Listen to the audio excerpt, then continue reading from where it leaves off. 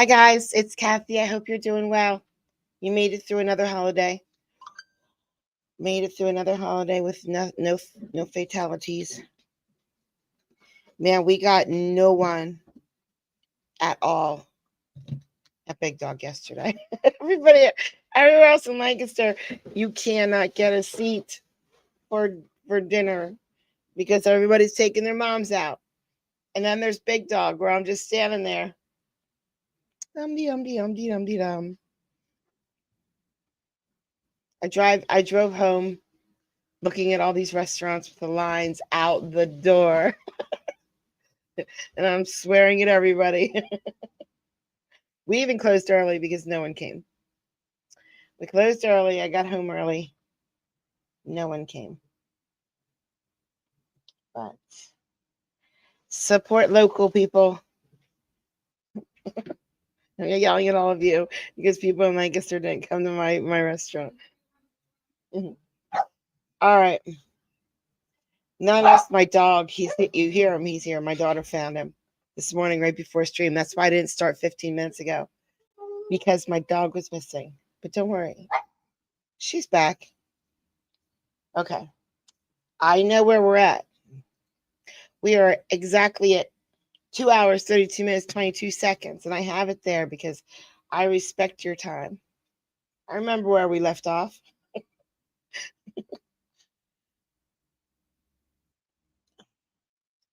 We have to get to him today because he's I just hope we get to him today. We will. We looked at the work life expectancy. Correct me if I'm wrong. You said it was 8.65. Yes. Okay. Does that take into account in all this data, people who get laid off, unemployment, all those things? Yes, it takes all kinds of things into account, even premature death. So this is, and how many data points are in this kind of data? Well, a lot. It takes everything into account. In other words, they just measure how long people work, and if you die, then that terminates the number of years you're going to work when you die. So the death is taken into account, disability, all kinds of things are taken into account. When you added in fringe benefits, but then you took out taxes and got that number of 86,000 a year, did you anticipate that after COVID wages increased dramatically? I didn't really take that into account. The way the calculation works is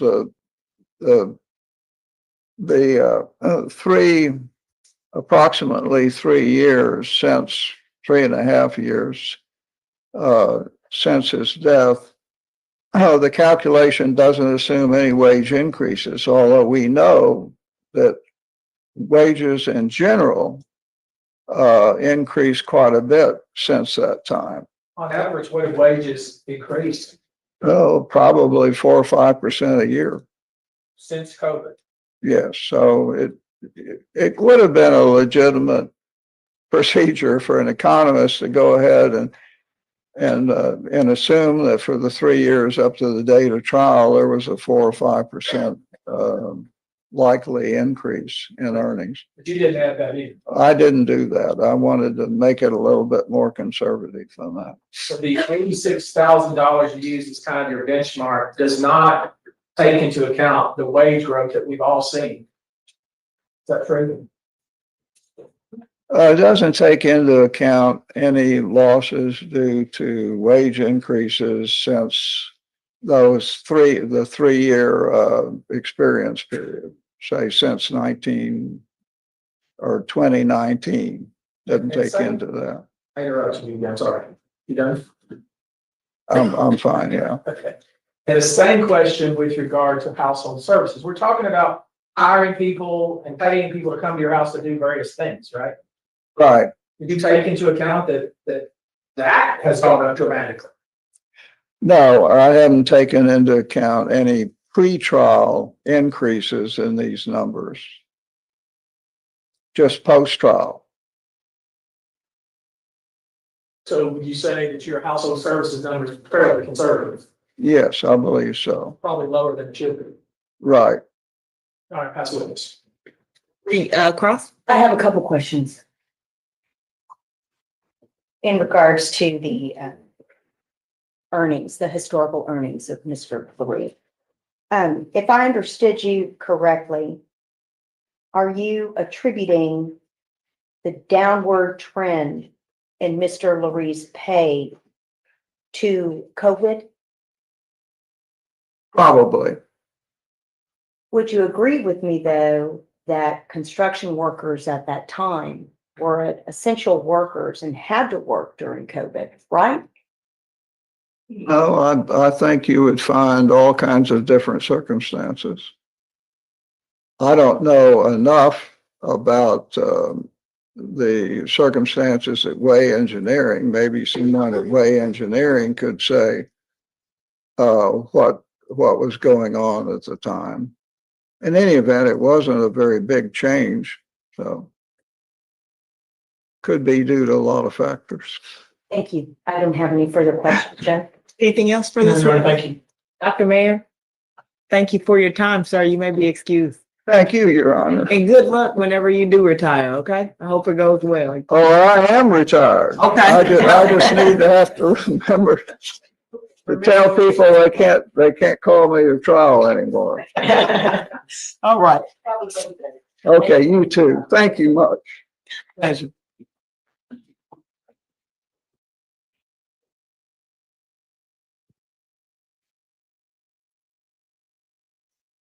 Y'all standing up for you, Doc. So, as you guys are aware, it's about our lunchtime, well, the jury's lunchtime. So we're gonna take a recess for 45 minutes, and we'll excuse the jury. All rise.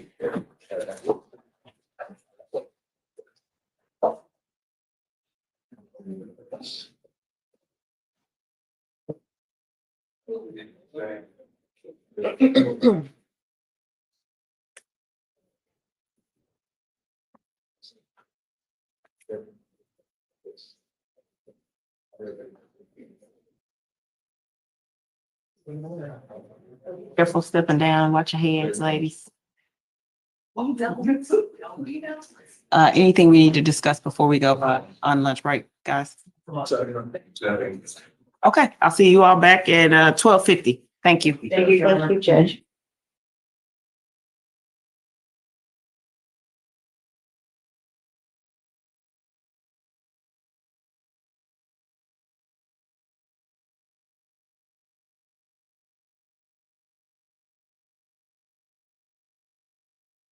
Sit with him. Your boys are like.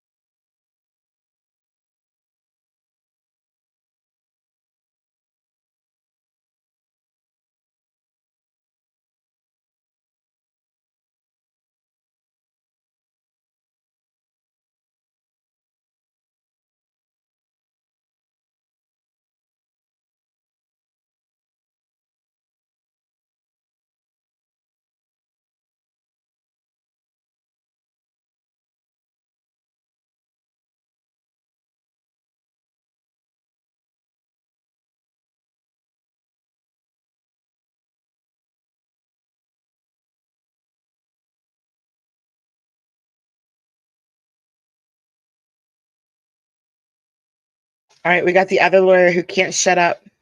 Is not allowed to talk. This would be like the Kardashian of the OJ trial. We got the crack team. We got the crack team lawyers up front. And there's Kardashian in the back, waiting his turn to never be called.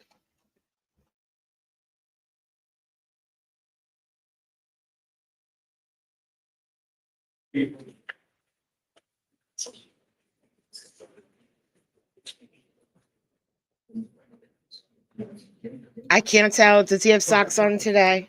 From this angle, is it the same? Oh no, he doesn't, right? That's why I came over, guys.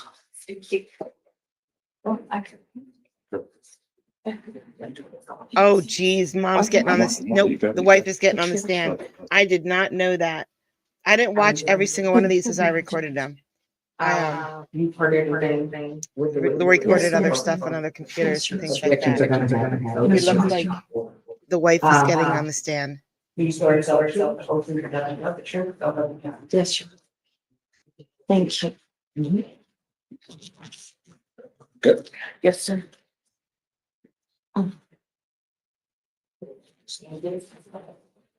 See you, Counselor. Thank you. Thank you. Introduce yourself to the members of the jury, please. My name. She has these tiny little heels on. They're heels, but they're just like an inch high heel. But they're, thin heels. I would kill myself. I can wear very high heels, but those little ones where your foot almost touches the ground, but then just stops and doesn't. Yeah, can't navigate those. Melina Lurie. Mrs. Lurie, how were you related to David Lurie that we've been talking Not about? exactly. I was his wife, How long are y'all married? 34 years, and we were together 36. We're gonna talk about, your relationship with him, your boy's relationship with him, Tiny mini and your mother-in-law's relationship with him, okay? Yes, sir. First thing I want to do though is talk a little bit about your background. Where were you born? I was born in Barranquilla, Colombia, South America, When were you born? March 19th, 1964. And that would make you how old then? I'm 61. What point did you come to the United States? I was 2 years old. And when you came to the United States, where did you live? Sharpstown. Did you grow up in Charlestown? I did. Tell us about your schooling there in Charlestown. Graduated in 1982. From there, I went straight into the corporate world. I worked for Pride Oil by the Galleria. I worked in accounting for about 10 years. And then from there, I became an insurance agent, and I worked for various companies. Let's back up a little bit, Ms. Lurie, Mrs. Lurie. Let's back up a little bit. Yes, sir. In high school, what kind of things did you do in high school? I ran track. I was on the dance team. I had a very good attendance. I was a very good student. It took a lot for me to make A's and B's because Spanish is my first language, and I had to learn English. HISD did a very well job of that. So And then when you worked as an insurance agent, did you have a license? I did property and casualty license. That's home and auto. How long did you do that? Early 2000s is when I was licensed until 2015. Let's focus on how you met your husband. How did you all meet? My beautiful husband. Well, it was 1985, April 11th. And my girlfriends and I went to see Stevie Nicks. And afterwards, everybody was gathering at a dance club called Fizz. So we all gathered after the concert. I walked into Fizz and I literally looked to my right and I saw the most beautiful, gorgeous man I had ever seen in my life. And he saw me and we just went to each other, and he introduced himself. He said, "Hello, beautiful. I'm David Lurie." And that was it. We stayed together ever since. That was in 85? Yes, sir. How old were you? Oh, gosh. I 95. think I was 20, 21, something like that. Yes, sir. You graduated in 82. Yes. So when y'all met in 85, did y'all start dating immediately? Immediately. Our first date was the following Saturday. My father had a bullfight. He was a bullfighter. He was a famous Mexican. In Mexico, he was a famous matador. And he had his last bullfight in Houston. And it was over by the Astro World, behind Astro World, if y'all remember that. And so that was the first meeting that David had with my father. And here he is, a matador. My family immediately loved David, immediately since that day on. And it took a lot because my father was so protective. I wasn't allowed to date until I was 18. And so he just accepted David immediately. And David accepted my culture, the Colombian culture. It was beautiful. So went out on a date the next week. The next weekend, Okay. And did y'all start dating exclusively? exclusively, And how long did y'all date before y'all decided to make it even more serious? I would say 2 years. We got married July 17th, 1987. You met in April of 85 and were married in July of 87. Yes, sir. Was that your first marriage? Yes, sir. Was that your only marriage? My only marriage forever. I'll never remarry. Yes, sir. Was that David's first marriage? Yes, Good yes. girl. Where did y'all get married? Clear Lake, at the courthouse. We went, it was a simple wedding at the courthouse. And then my mother-in-law and my father-in-law hosted a beautiful, celebration afterwards. A big dinner. I think it was at the Flying Dutchman. Was there a bracelet that you had for him? Yes, my bracelet. Oh, what happened? There it is. Where did you get that bracelet from him? Well, when David and I moved in together, that bracelet came with him. His father gave it to him. And through all the years of us moving and this and that, I've lost so many things, but I hung on to that bracelet. Somehow it's still with me and I'll never get rid of it. I keep it next to my bed on my nightstand. It says David on there, but it was his father's and it must have meant a lot to him if he held on to it all these years. So that's why I brought the bracelet.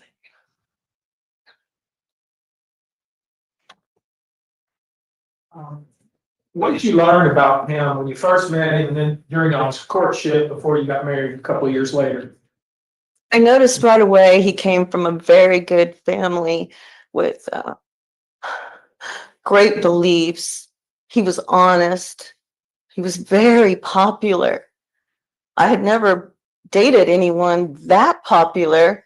He got most handsome at his high school. He was very popular all over Deer Park. He was like their king. And here I was from West Houston going into Deer Park, and he's just showing me off to everyone. And they're like, who's she? Why did he pick her? He loved me so much. He showed me off all the time to everyone.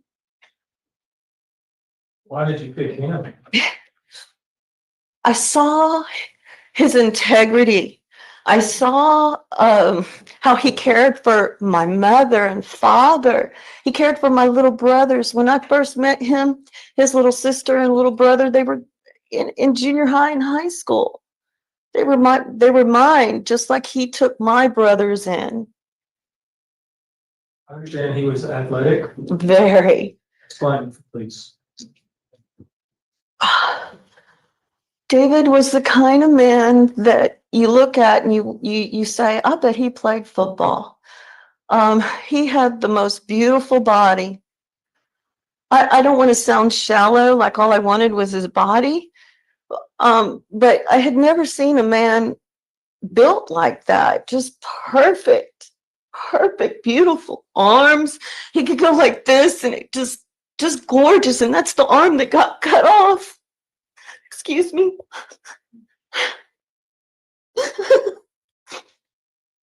He was strong. He could pick up heavy things. He could, you know what, y'all? He was my protector.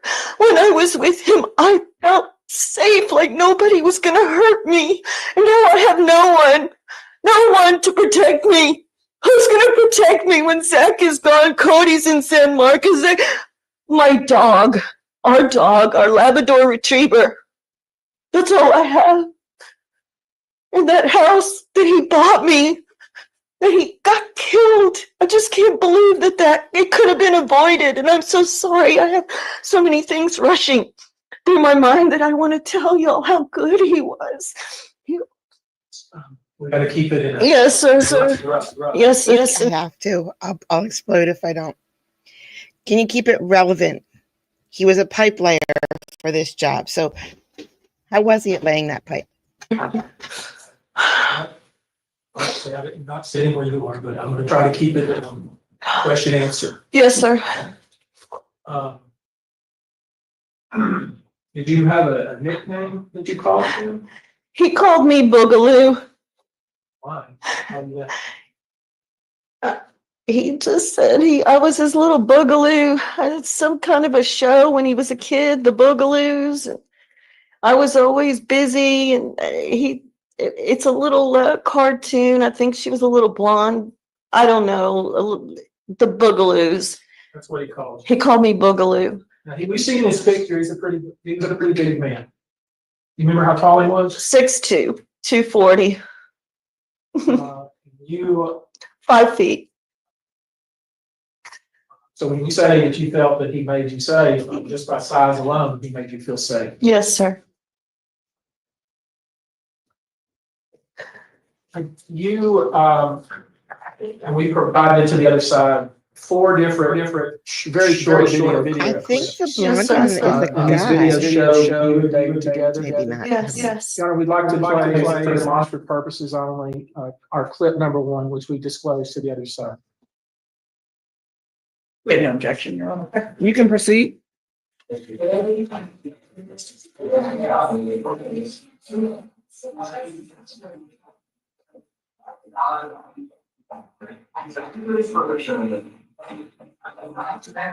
I don't remember that show.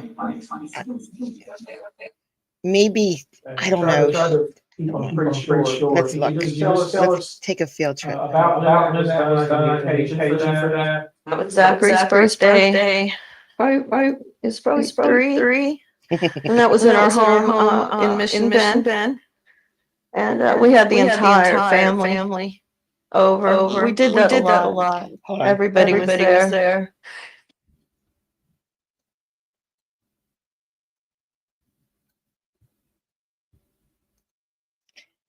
I absolutely remember this show. Hold on.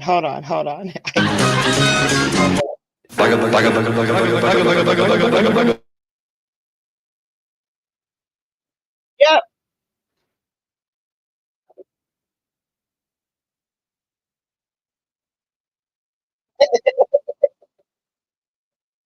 Oh my God. Oh my God.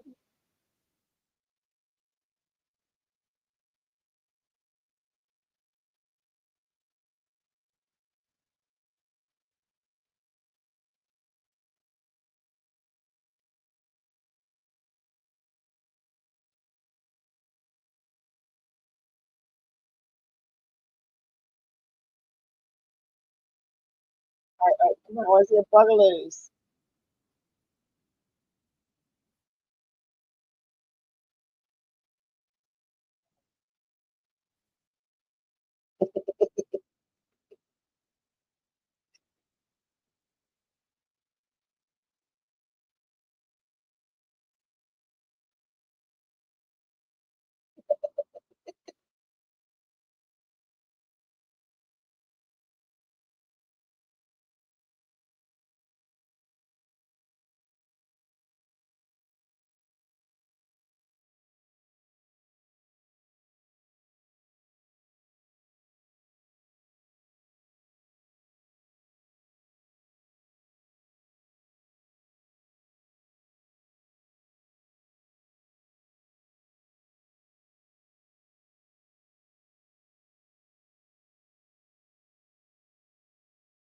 Was always Guess what I'm hugging gonna and be doing kissing later? him.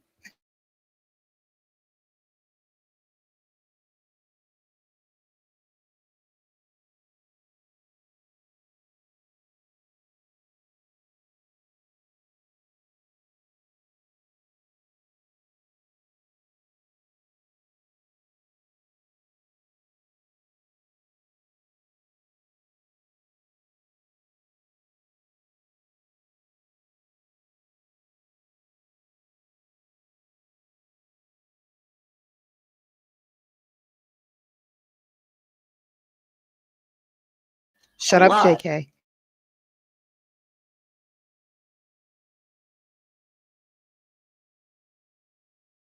A Wait, great there's no sound on the father, too. video? Like I said, Or his I know I family- was muted when I was talking. Of course. Of course. I'm not gonna rewind it. Hold on. I'm gonna take it away. Bring it back.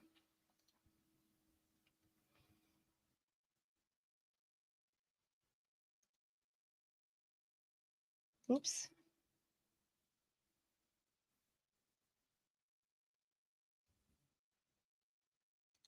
There we go. Freaking boogaloos. Now, I'm muted right now.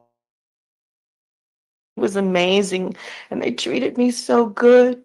They loved me. His dad loved me so much. God rest his soul.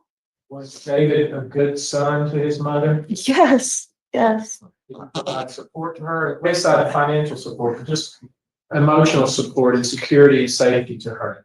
Absolutely. And I know that they spoke a lot.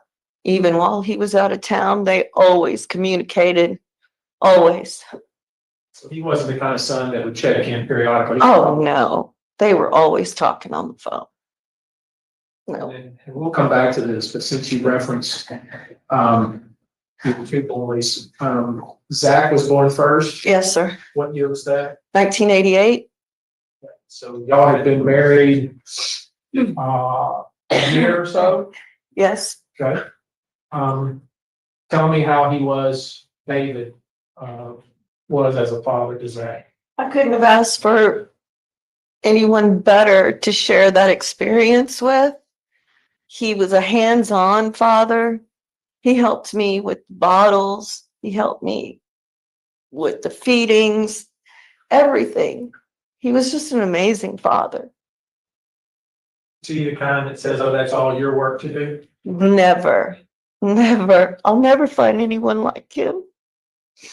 And how was he as far as providing guidance to his boys? He liked to talk to them, explain situations, give examples, maybe friends examples, or he just was almost like a teacher. He would talk to them like a teacher would to their student. And I believe that helped my boys grow up with respect for their father. Did he provide respect to his sons in return? Absolutely. Yes, sir. I asked Zach this, I know you were sitting here last, but there's a notation in some of these notes where it says David screaming and cursing. Is that something that was common in your experience with that man?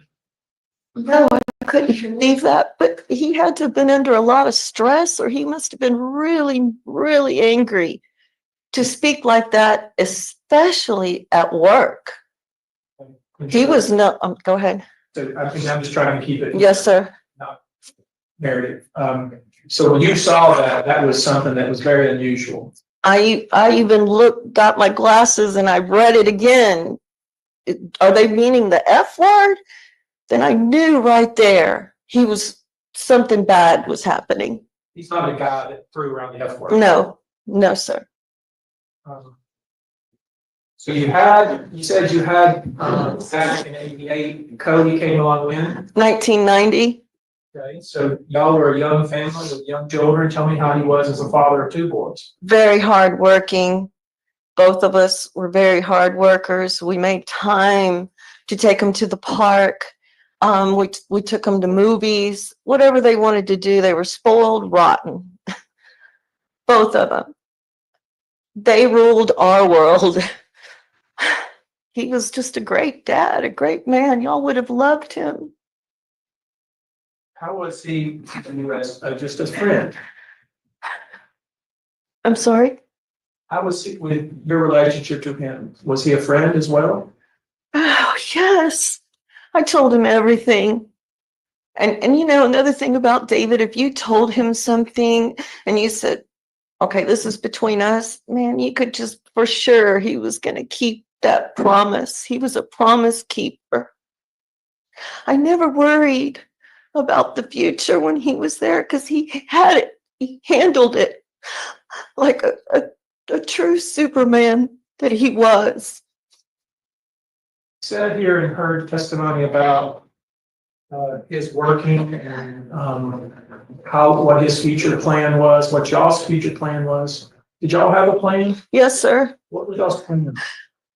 He knew that there was going to be future work in San Antonio. So the last weekend that he was alive with me, he told me, Melina, look on Zillow so we can start looking at properties. We wanted some land, maybe with a house on it. He wanted me to look in the Helotes area, Medina County. I'm trying not to disrespect this woman because she's the victim, but she's making it hard. Excuse me. San Antonio Northwest, because he wanted to be 30 minutes or so away from his job site. There was other jobs coming in the future that he knew about and it was excited about. It's going to be a lot of money, a lot of big jobs coming in San Antonio. He wasn't in any mode of winding things down. Not that man. No. Sounds like y'all had sounds like kind of a romantic plan to work to live out in the country.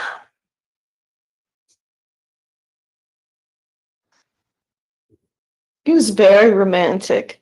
Do you know that all those years that he worked out of town, every Friday night, he'd be home about 6:30. He brought flowers. He brought flowers to me every Friday night. He just did. There's a Randall's right on the corner, and he'd stop and buy some snacks, whatever it was. But the main reason he went there was to bring me flowers every Friday night. That's how much he missed me. And every time that he was out of town, we were on live video on Messenger. Superman, that hoe. Constantly.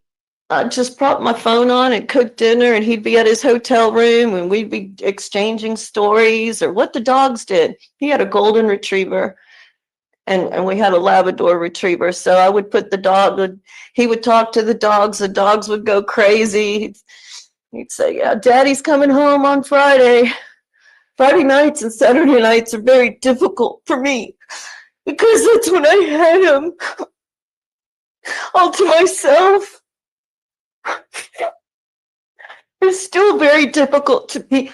I can't go on and go. I feel guilty to even smile. If something makes me laugh on one of my TV shows, I feel guilty. Like, how dare you? You're laughing, you're smiling, and your husband got crushed. How dare you? That's how I feel. Sorry, y'all. I think we're getting a sense of how he was around the home, and we've heard about how he was on the work side. Yes, sir. How was he just out in the community with other folks? Did he see The neighbors loved him. I'm sorry. I can only say this because I don't want to get Yes, sir. myself in trouble. But let's sure we don't talk over one another. And so the question was, how was he as far as a member of the community and being helpful to others? Our neighbors, we live on a cul-de-sac, and they would always come knock on the door. They knew David would come on the weekends. Just random things that they would ask him or needed help with. So, like, did he live on the job site during the week? Was he only home on the weekends mostly? It sounds like that. Or even the neighbor behind us on the next street knew him. David was just helpful. He was so helpful to the community. No wonder Everybody she's so adored him. Also, the Houston music scene.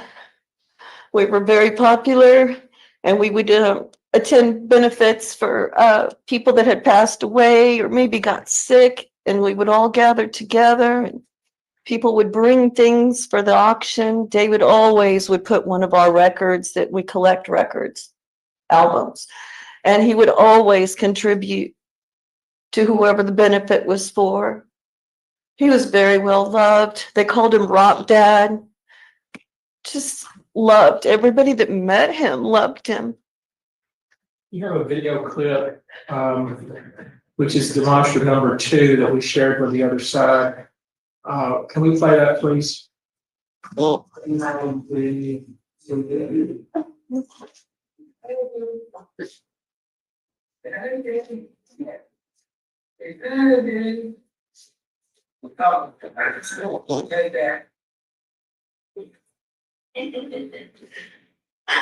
think the video I showed was better. We were so happy.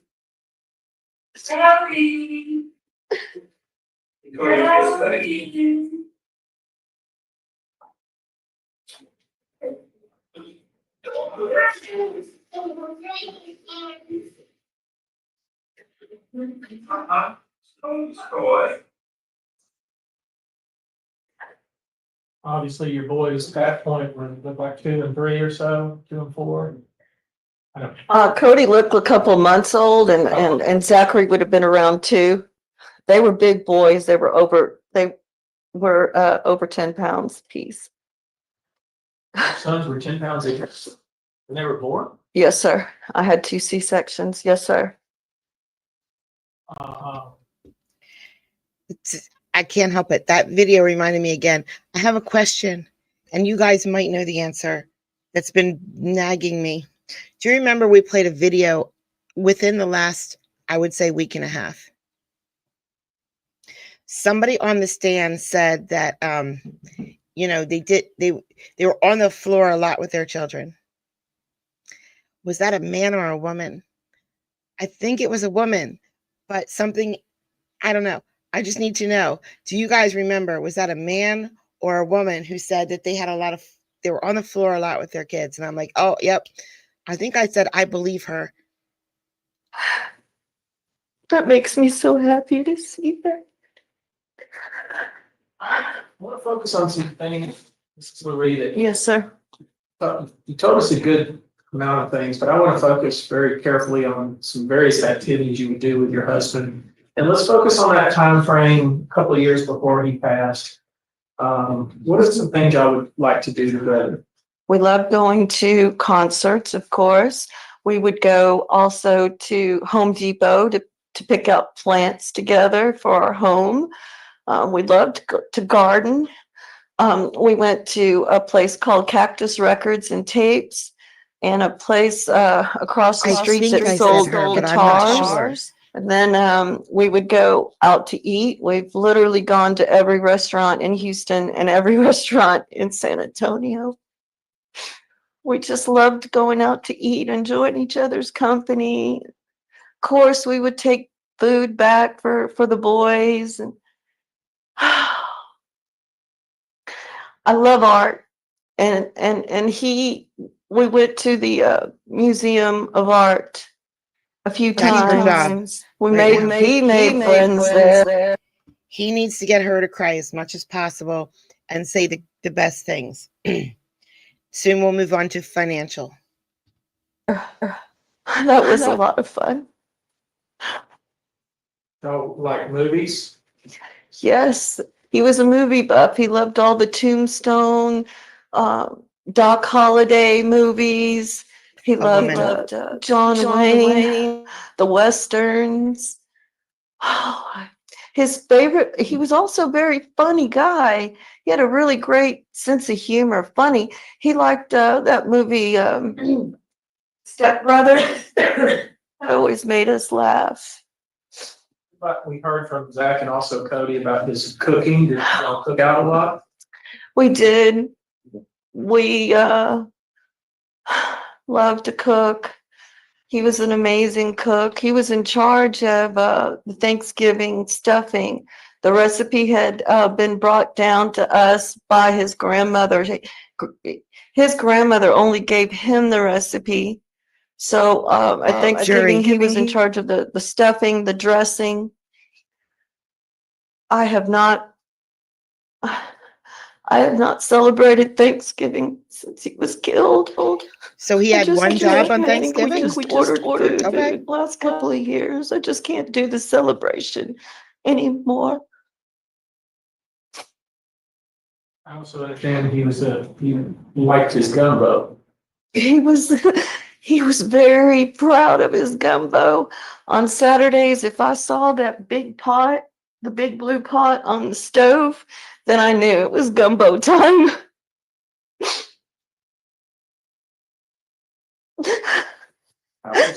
Sorry. It's so hard. It's one thing burying your husband, but then to have to watch all the details of what happened to his body, what happened to him, and it could have been avoided. It's just killing me, y'all. It's killing me to be here. If I ever get crushed by a crane, I want people to go into court and say the truth. I do not want anybody to go into court and say, when she walked in the room, everything was brighter. Let them say the truth about me. What? She worked here? I don't remember her working here. I'm so glad she's gone. Man, she ticked me off. I just want to. I'm sorry. I want to, anytime I could ask the court for that. No, sir. Oh, I want to get it. Water. No, sir. I want to get this over with, please. I want to focus on the boys as adults and how he was a father to them. We've heard a lot, we saw some video of him as a father when they're babies, but how was he as a father for these two adult boys? He was a good friend to them.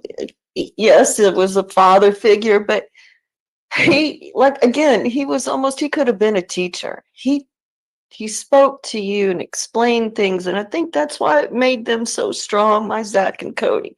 He taught them a lot. He taught them about life. He just would talk to them, and I think sometimes we can understand parents better when parents can talk to their children and just be there for them and support whatever it is that they're doing. You know, we're a very close-knit family. Always together. Always together. Was there hardly a time when he was not at work that he wasn't with you? No. No, we went everywhere together. He didn't want to go hang out with the guys or anything like that. He wanted to come home to me. He adored me. I just can't explain how much love this man had for me for 36 years. That's a long time for somebody to keep loving you and keep wanting you. And I really struggle with that, y'all, because I miss him so much, and this is so devastating. This whole thing is devastating for his poor mom to witness this as Of children. course he did. Of course he did. The girlfriend's going to go on the stand next. Said he still Just kidding. loved you and adored you after 36 years. Did you love and adore him? I did so much. So much. I love him. I love him still so much, y'all. I just love him so much. Still. I love him. Somebody asked me, why are you wearing your wedding ring? I'll never take it off. I take it off. That's my. Sorry.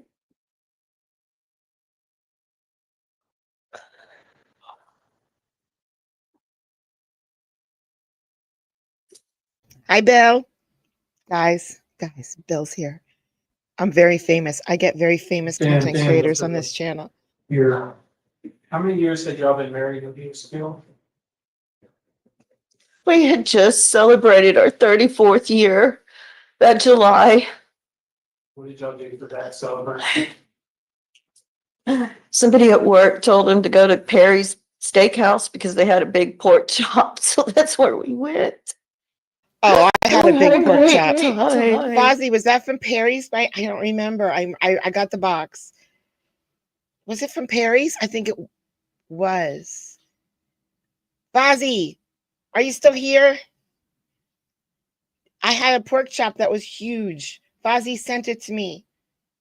It was Perry's. I had one of those pork chops. Okay, she's not lying. Those are really, really good. We got there around 7. It was a beautiful, beautiful Saturday. I got there to Perry's around 7. We didn't leave until about 10:30. We were having so much fun. We met friends, people from Cinco Ranch. We just had a great time. We were so proud that we had been married that long. Only one of my other friends had been married that long. Everybody else. Do you have more pictures you're divorced. talking about, Linus? And this was in July of 2022, 21. 21. Yes, sir, right before. Michael. Yes, sir. So these kiddos in September. Yes, sir. Don't talk about I know you talked about getting some land out in the country and you had big jobs coming up, but don't talk about y'all's relationship in the future and what you hoped for your boys and grandkids and that kind of stuff. We wanted to get that land with the boys being being musicians. We wanted to be able to build a music studio. We wanted to be able to have a garage with lifts. We wanted grandkids. He would have been such an awesome grandfather.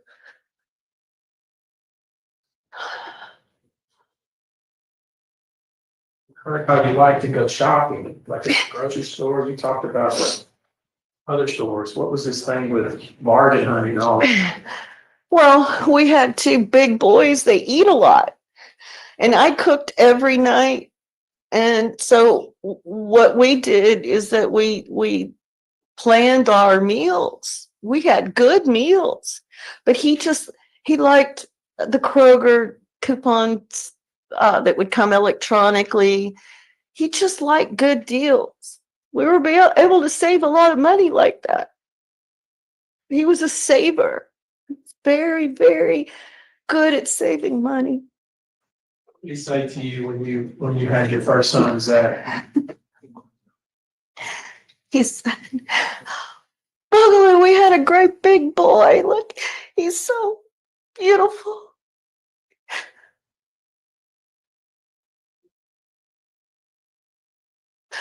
I woke up from the anesthesia and he came to "You did it, Boogaloo, you did it. He's so big and strong." I want to look at video clip. We have demonstrative number 3 that was disclosed. Can we look at that real quick, Carlos?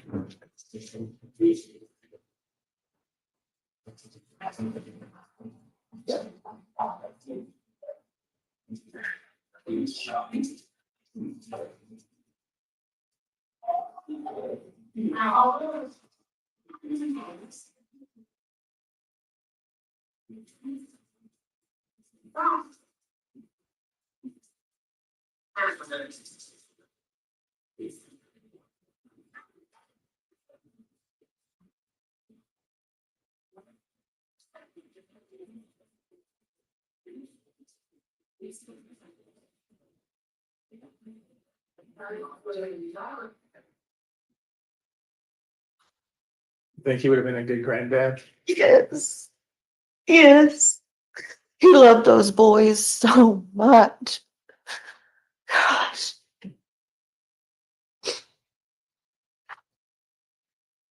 Now, we've heard that your husband at some point began to work in San Antonio. How long had he been working in San Antonio before he was killed?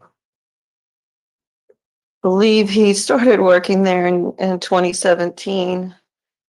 I was going with him at that time. They allowed the wives to stay at the hotel with the workers, and that was a lot of fun because I got to hang out with the other wives, and we went shopping and waited for our husbands to get off work. So those were some good times. What kind of work was being done in San Antonio? The Frost Building, he built that Frost Building in San Antonio. It's a beautiful building. And once that project was completed, did you still get to go into San Antonio? No, there were some issues with the other wives and the other husbands and when we bought our house that we have now in 2019, that stopped. And around 2021, was he still working in San Antonio? Yes, sir. Were you familiar with what he was working on? What project he was on? I knew that he was at Texas A&M. But one thing about David and I knew that I didn't want to ask him about specifics of work. I wanted him all to myself, and I wanted our conversations to be about us. I didn't ask him about any specific project that was going on. I knew it was a learning center, but that's as far as I knew. So sounds like when he was home, you wanted him to focus on home stuff. Give him a break. Yes, give his mind a break. But he had been working in San Antonio for several years, leading up to September of 2021. Correct. And what was his work schedule? Let's say in the 6 months prior. Let's say the schedule, I mean, how long was he out of town? How often was he in town? It was always the same, out of town Monday through Friday, off on Saturdays and Sundays. So it was a Monday through Friday situation. Yes, sir. When would he leave for San Antonio? He would leave, but as soon as he got off, he would already pack the car that morning on Friday morning. So he would get to our house about 6:15. It was like clockwork. When would he have to leave on Sunday to get back to work? Sometimes he would leave at 3 a.m. in the morning, but the last Sunday that I spent with him, he left about 3:30 in the afternoon. It was the Sunday afternoon.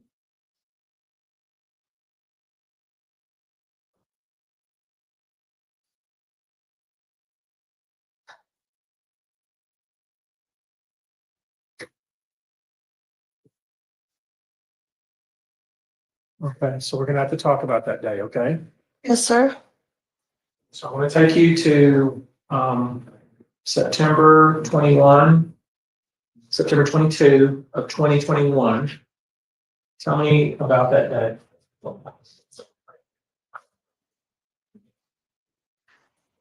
Starting with the morning, I let the dogs out and I saw that our pool umbrellas were on the ground. The wind, it was so windy that day in Houston. So I was like, oh no, I'm gonna have to get Zach to pull those umbrellas up because they're very heavy. So I went in, but then I did housework, my usual stuff, but I was gonna look on the Zillow, because the night before he reminded me, you need to look on the Zillow, see what we can find for a house to look at. I'll stop you there. The night before, y'all were on FaceTime? Yes, sir. So you talked to him the night before? Yes, sir, on FaceTime on Messenger. Was there anything unusual about that call, or did he mention No. anything about? It's okay. Just want to, again, for our court reporter. Yes, sir. The night before when you spoke to him, was there anything that he mentioned to you unusual about the job site? No, we did not speak about work. We were playing around with the dogs and I was showing him a new outfit I bought.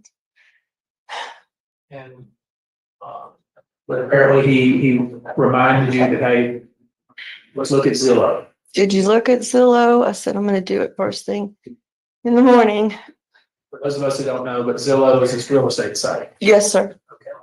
All right, so you were getting ready to look at Zillow on September 22nd, 2021. About what time of day do you recall? It was around 11 a.m. and I made a little lunch, fed the dogs, and then was in the kitchen, was doing the dishes. I heard some kind of commotion upstairs, like a thump or something, and I heard Zachary hollering. He went to the top of the staircase and he said, Mom, Dad is hurt, got hurt at work. I immediately started praying. I prayed so hard, but it didn't work. I go in and out, but then the phone rang again. I said, hello? And some lady, I don't even know who it was, she said, your husband's dead. He didn't make it. And all I can remember is I just fell and the stupid dishwasher was open. I busted out my lower teeth, but I didn't care. I got back up and I was like, what do you mean? I didn't understand what was going on. And to tell you the truth, the rest is just a fog. It's just a fog. It was the most horrific phone call. And then to think I got it. Somehow somebody called Cody. I think I called him. I don't know. And I think Zach called my mother-in-law. It was awful. They tell you what happened to him? No, nobody told me. And then I went to the couch where he liked to lay down, it was his spot. I laid there just shaking. Next thing I know, his friend David Turbeville came in with all these men. I didn't know who they were. And they were saying, I'm sorry. I was in shock.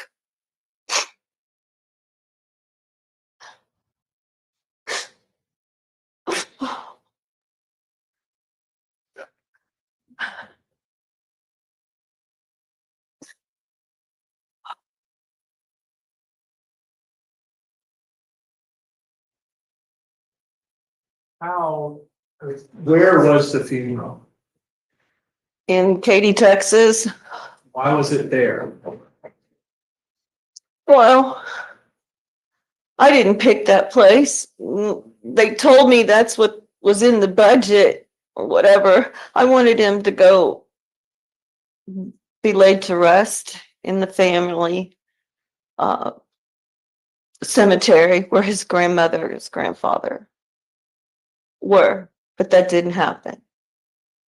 How did his body get back to the Houston area? I don't know. I don't know that part. I didn't want to know a lot of things by that time. I didn't want to hear what happened. I didn't want to go to San Antonio. I'll never go back to San Antonio, ever. Do you have any part in planning this funeral? I'm sorry? Do you have any part in planning this? No, everything was pre-done. His poor mama, his mom wanted to pick the flowers. I had no control over any of that. And I felt bad for her because that's something that she wanted to pick. It was her. Everybody, please welcome our new member, Linus. Wait a second. Yay, Linus, thank you. Her son. And none of that was done. Everything was like pre-planned. Walk in there, It was very beautiful there. He had so many people there. They didn't have room. It was standing room only where we were. And then the lobby was full too. And there was no more parking. No more parking in that big parking lot. That's how many people loved him. The whole music scene for Houston showed up. Bands. Everybody showed up. Promoters. His childhood friends, his college friends, his co-workers, so many co-workers were there. She was. From the past and Thank you, present. Sarah. I've been waiting 3.5 years for this. To be able to tell y'all how great he was. He was such a good man. He shouldn't have been crushed like that. Yes, sir. I'm just going to show. any of this to you, but Claims Exhibit 3, you just confirm it's an evidence for me that this was 3, please, first page. This was his funeral. Yes, sir. And then, That's me right there. before it started, I guess.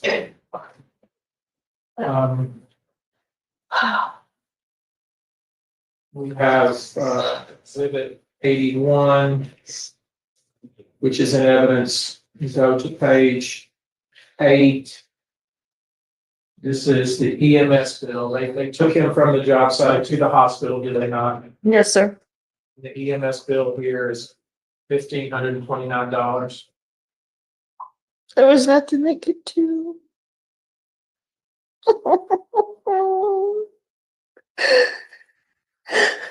Then we have the hospital bill. Don't put it on the screen yet. It's 82A. Thank you, Timmy. Thank you, thank you.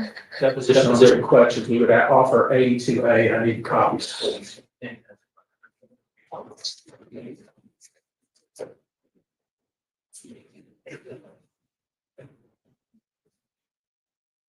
Can he approach you on it? Yes, thank you.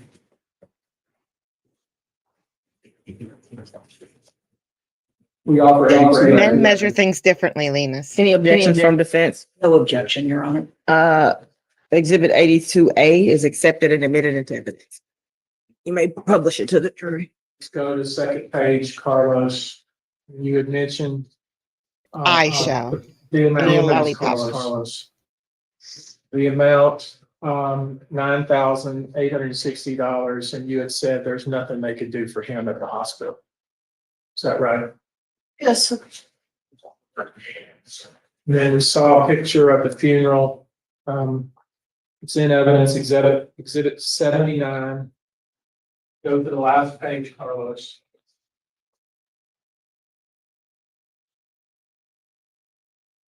Bring up that bill there.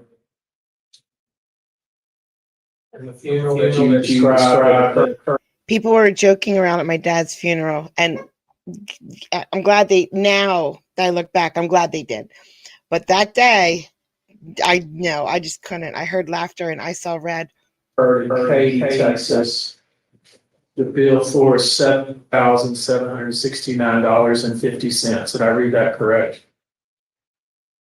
Mrs. Larry, did I read that correctly? Yes, sir. Okay.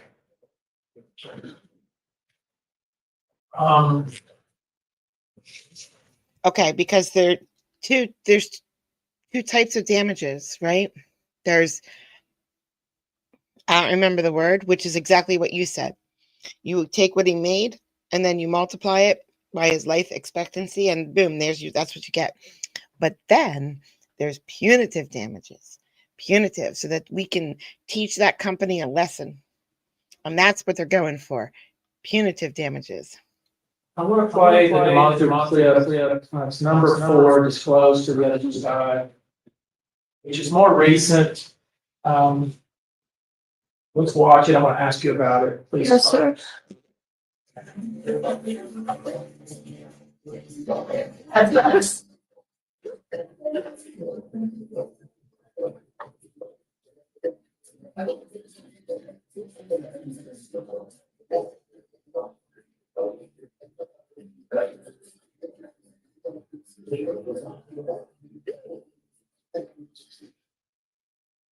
That was August 28th, 2021.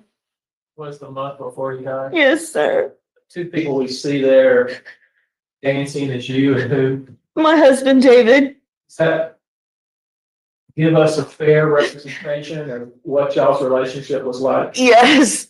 You can't see the rest of the people behind us, but they were all rooting us on. They just loved us so much. I can't see any of those people anymore. It's just too painful for them and for myself. That was how he loved me. Always affectionate. That's a good word. Affectionate, caring, attentive. He knew Go ahead. I loved dancing, so he would do things that I loved, and I did things that he loved, like going to the record stores, antique shops to look for records. And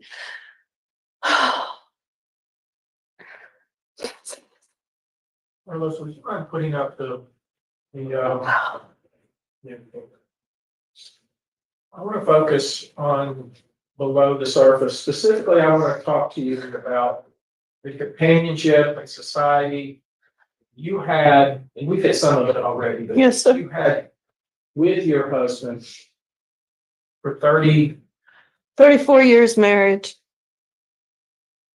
Is that something you had planned on and counted on for the rest of your days? Yes. Yes, so there was no other plan but to be with my husband, who was for death do his part, and death took him. Do you have anybody else in your life that provides you that kind of companionship? No, no, no, I'm left alone at 61. I'm a widow. That's not what I wanted for my life. No, I don't want to be a widow.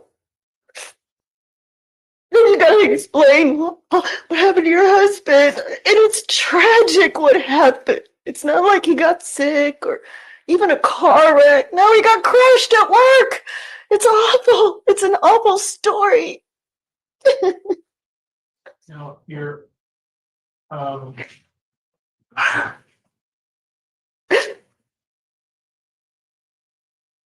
trying to figure out what gave rise to you having difficulties walking. I laid in bed too long. I don't think I started to get up. I laid in bed. I just didn't do anything. I didn't speak to anyone. I was in solitude, except for Zach checking in on me. I laid too long in bed. It's so sad. So my muscles got weak. My core got weak. I lost muscles. In December 2022, I just started making myself get up. I didn't cook that whole time. No cooking. I don't know what I ate. Little crackers here and there. And I started getting up, making myself. But I only stayed on my property. I didn't want to go and see anyone.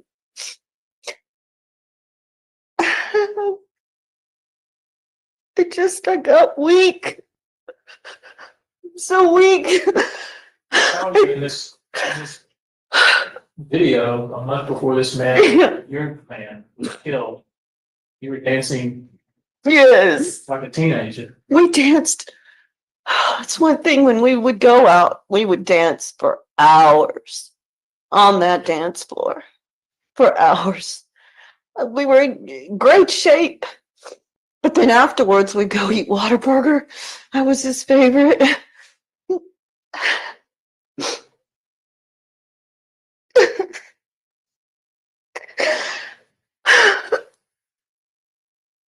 That was August 28th, 2021, Saturday. I know that because that was my friend's birthday celebration.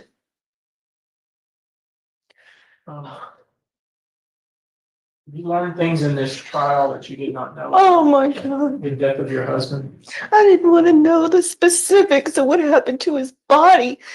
And then on top of that, all the negligence, the mistakes that could have been. Your Honor, this is a narrative that calls for a legal conclusion on the negligence. Would you please instruct counsel to ask a question instead of Objection. it's leading on a Sustained. Counselor, I am going to instruct you to please ask a question to reciprocate an answer. As far as the narrative portion. I know you can't. I just asked a question that's a typical question to be instructed about something that's, I ask a basic question. Okay, well, let me instruct the. Yes, ma'am. Question he asked, okay, ma'am? Yes, Your Honor. Thank you. All right, please proceed, Counselor. Was learning how our husband. Your Honor, I didn't do anything wrong. I was just asking her a regular question. Liars. I harder on you. I'm worse now. I'm worse knowing my poor husband, his legs, what did they say, were going the opposite way. Back broken, his arm cut off. Miss LaRue, It's, I'm sorry. it's really hard. I'm sorry. I just gotta. I'm sorry. No, it's fine. I just want to make sure we focus just on my question, okay?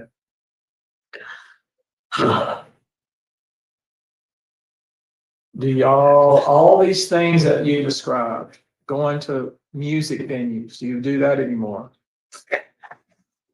One time, it was my friend, it was summer of 2023. And my friends begged me. They had to see me since the funeral. I was out in Kemah, and Zach dropped me off. I had my walker. He went to go park the truck. And when they saw me, they didn't know. It was a secret. I didn't want nobody to know that I was using a walker. And when they saw that, and then they were saying, I'm so sorry. Are you okay? And then all of a sudden you had 15, 20 people crying right before the band was going to go on. The band had tears in their eyes. Zach came and saw me like this, and he said, let's go. I got to get her out of here. So that was a total failure there. I tried. I really tried. Y'all had,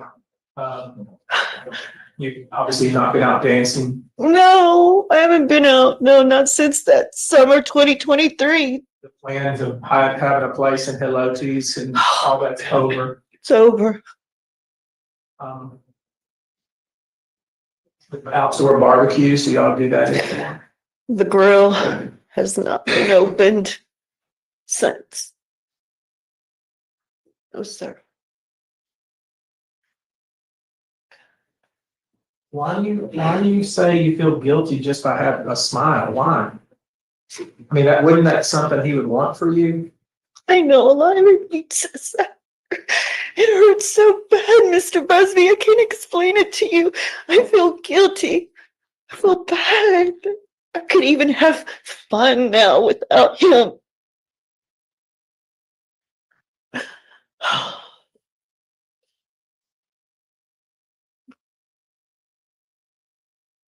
What about your boys? Have you noticed anything different about these two young men? They're completely different. What do you mean by that? We should all just be taking notes though, Beck, because we never know. We might be in this situation and we need to be in front of the jury. I don't know if she's going to win anything. I don't know. I don't know the verdict, but we should be taking notes just in case. They used to be outgoing, funny, talkative, happy-go-lucky. They had a little pep in their walk. That's gone. These two boys they're just, I can't even say the word crushed anymore because,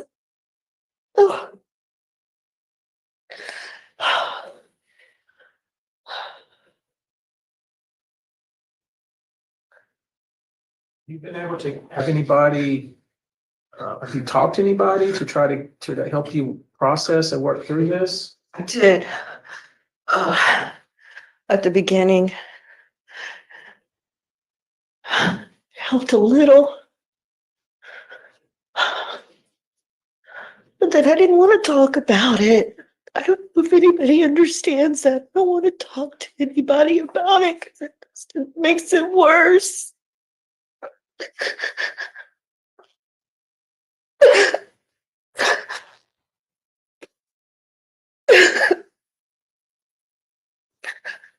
I don't like talking about it. This hurts me. It's like a knife going in my body. I just want to talk about it. This case has just made it worse. I have to be here. It's awful. I'm sorry. Pass away. Defense like Yes, Your Honor. Mrs. Lurie, do you need a break before we No, start? ma'am, I want to get this over with. I'm gonna try and make this as Yes, fast as ma'am. I can. Yes, ma'am. Could we have the same agreement that you had with Mr. Busby, that you wait until my question's finished? Because the court reporter cannot take down both of us talking at the same time, Yes. okay?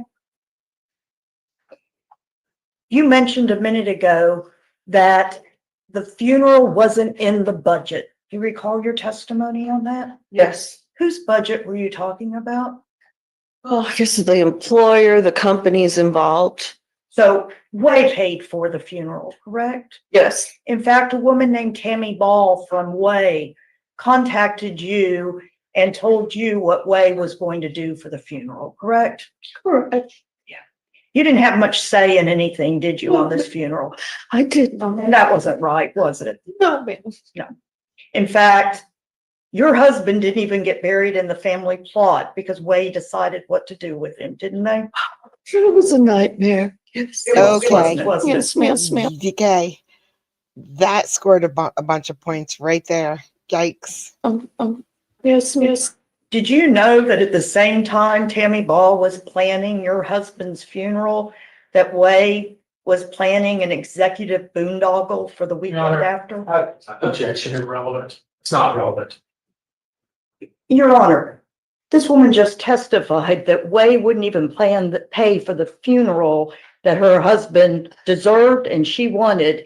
And I have every right to find out if she knew $75,000 was being spent that same weekend on an executive retreat by this company. Let's begin, Your Honor. Speaking.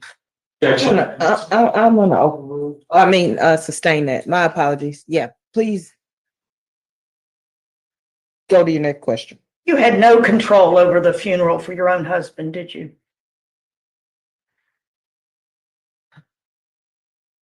I was in shock. I didn't know who was planning it at the time. I didn't know how it was happening. It just happened, ma'am. Well, you know you were talking to Tammy Ball from Way Engineering, correct? I spoke with a lot of people. Do you recall asking Miss Ball to get you identifications so that you could use some of your husband's benefits, health insurance, things like that?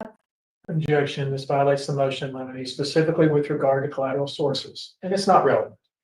Your Honor, this isn't a collateral source. She says she doesn't recall who she was speaking With with. approach. Yes, please approach.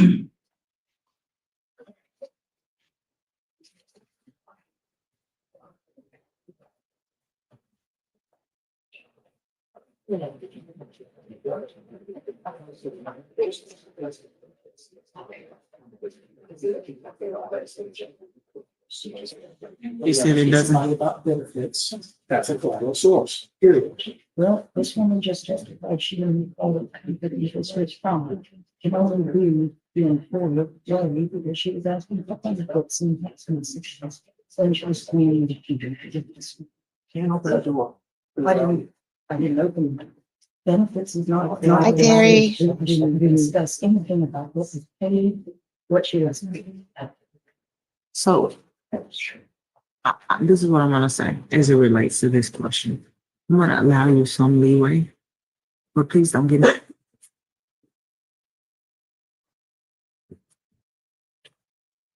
Entitled to receive benefits. If she's not going into the benefits, I'm going to allow the question. She's trying to refresh her memory about who she was speaking to. I'm gonna allow it in relation to. I'm not,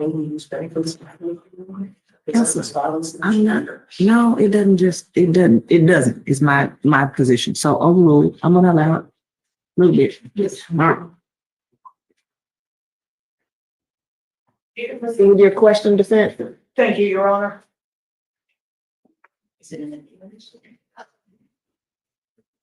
Mrs. Lurie, do you, Hey, do you Sandra. remember speaking with a woman named Tammy Ball by text message regarding the funeral?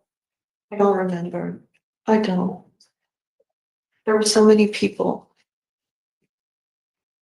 Well, you never spoke with anyone from TNT, did you? Cannot recall. Mrs. Lurie, you're on a walker today, correct? Yes, ma'am. What doctor prescribed you to be on a walker? I have not gone to a medical doctor. And I'm going to object as non-responsive. and ask the question again, Mrs. Laree, what medical care provider, if any, has ever recommended that you use a walker? I have not been to the doctor. So the answer is no. No, none. The answer is no medical provider has ever said that you need a walker, have they? Haven't been yet. And again, the answer is no medical provider, correct? No medical provider. And who bought the walker for you? My dear son. And that would be Zachary, right? Correct.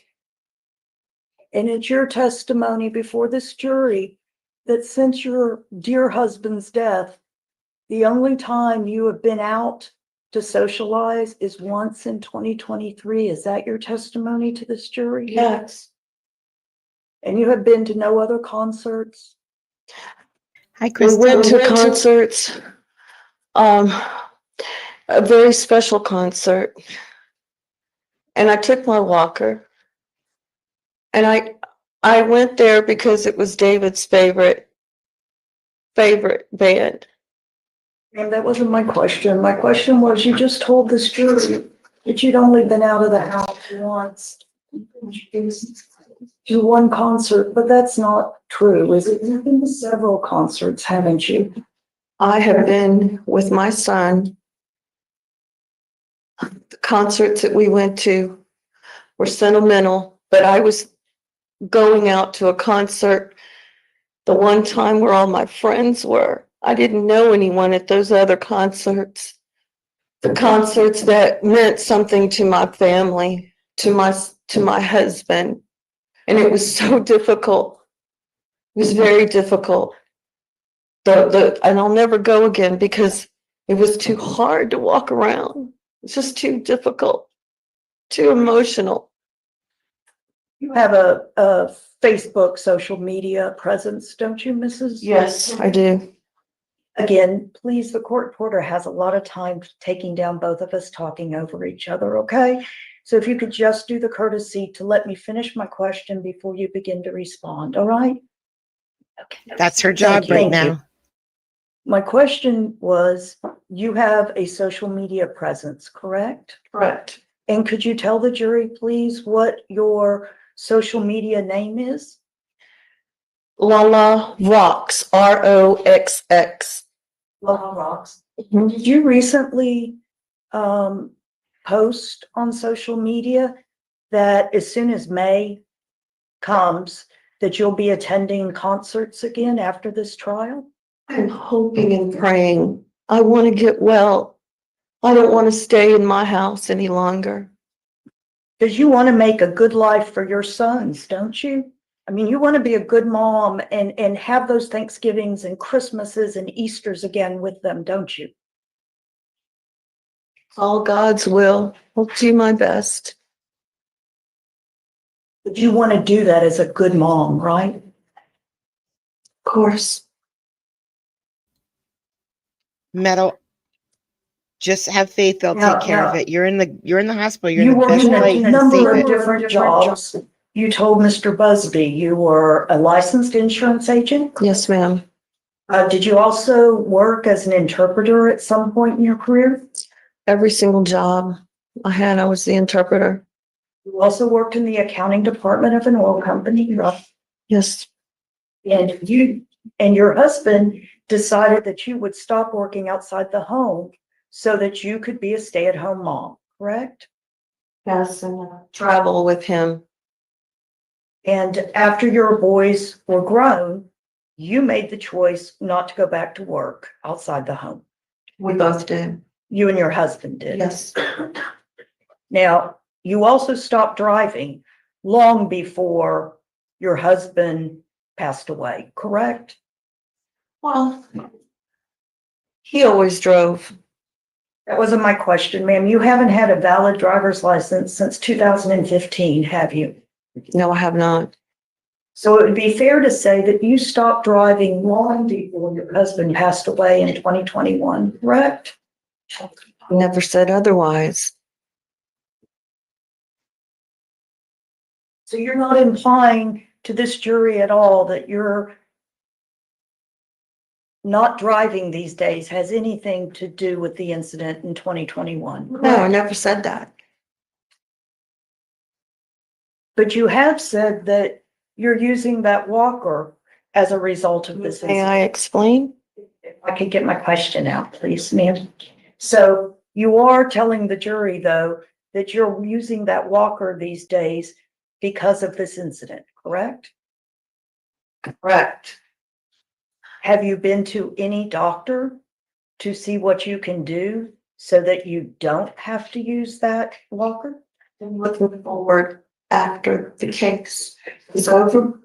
Maybe I will be more mentally prepared to get my driver's license again, to go to any concert I want, to be there and be strong for my sons. I plan to come back after this case. This case has made me just crazy. Can't stand it. Oh, did you go to a concert? Did you do this? Did you walk? I can walk. I just can't stand my stability. I can drive. How do you know you can drive? Have you driven? I've driven in my cul-de-sac. My legs work. It's just balance.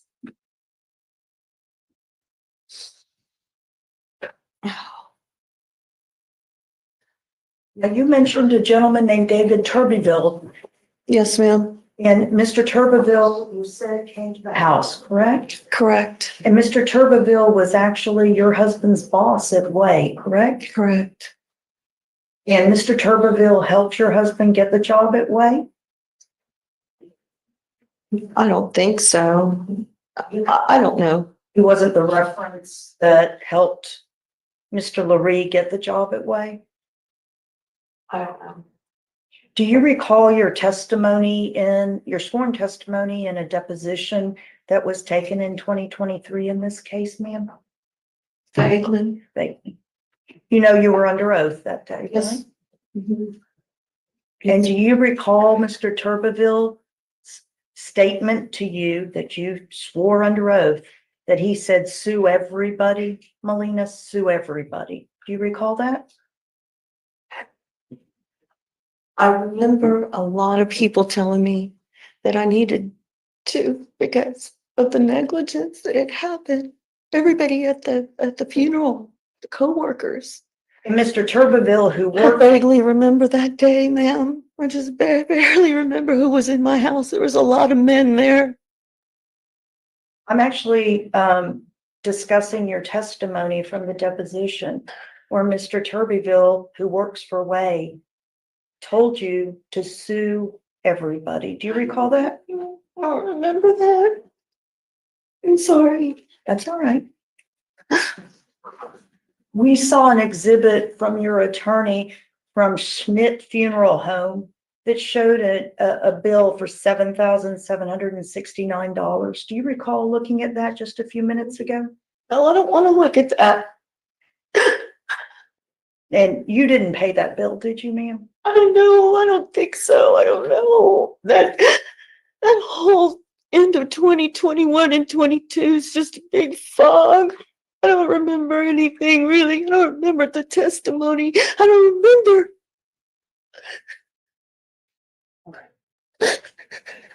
I have no further questions at this time. Does plaintiff wish to redirect? Yes, Your Honor. Please proceed. You called me on the phone. I'm not gonna talk to you about what we discussed, but my job is to figure out what happened, true? Yes, sir. Have we figured it out now? Yes, sir. Thank you. Thank you. Took me a long time, but I did. You did it. And I'm so blessed that we found you. My husband. May I speak? I don't want to get objection, so let's just not do that. Okay. Do you remember any of the details of the burial, any of those things you were being asked about that happened when you were in this fog regarding your husband? Not anything to do with the bill or anything like that. I just remember pretty good going outside and I see a limo for the widow. Did you ever want to ride in a limo for a widow? Not for that, sir. Not for that. I want to ride in it. That's what Your Honor. Mrs. Lorraine, Yes, ma'am. you filed for divorce from your husband.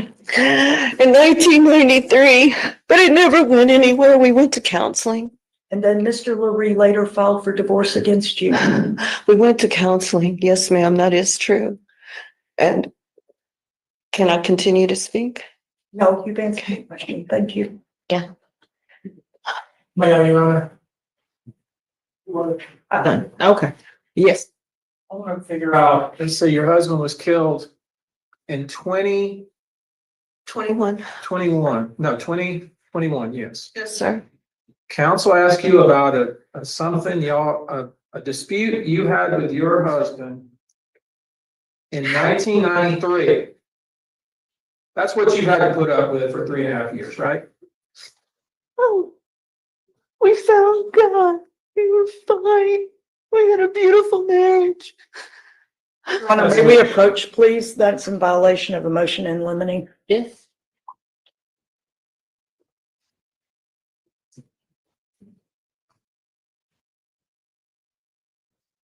The motion in limine is specifically, in him from speaking or any speaking of how the allowing the state of American which is service that is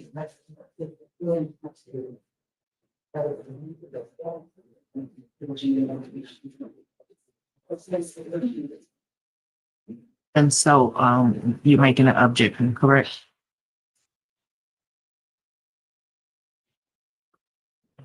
That portion will be struck from the record. This is what you've had to deal with the last 3.5 years. Come back. Please, no one make reference to how long this case has been pending. Okay? Come back. Nothing was stupid. All the times they filed, nothing was stupid. Well, I just said they didn't violate the motion and limine related to benefits. You did. I ruled that they didn't. I overruled your objection related to that because she wasn't going into specific benefits. She was trying to connect how she knew the lady from Way. So that's the difference. I said you did violate the motion and limine with that.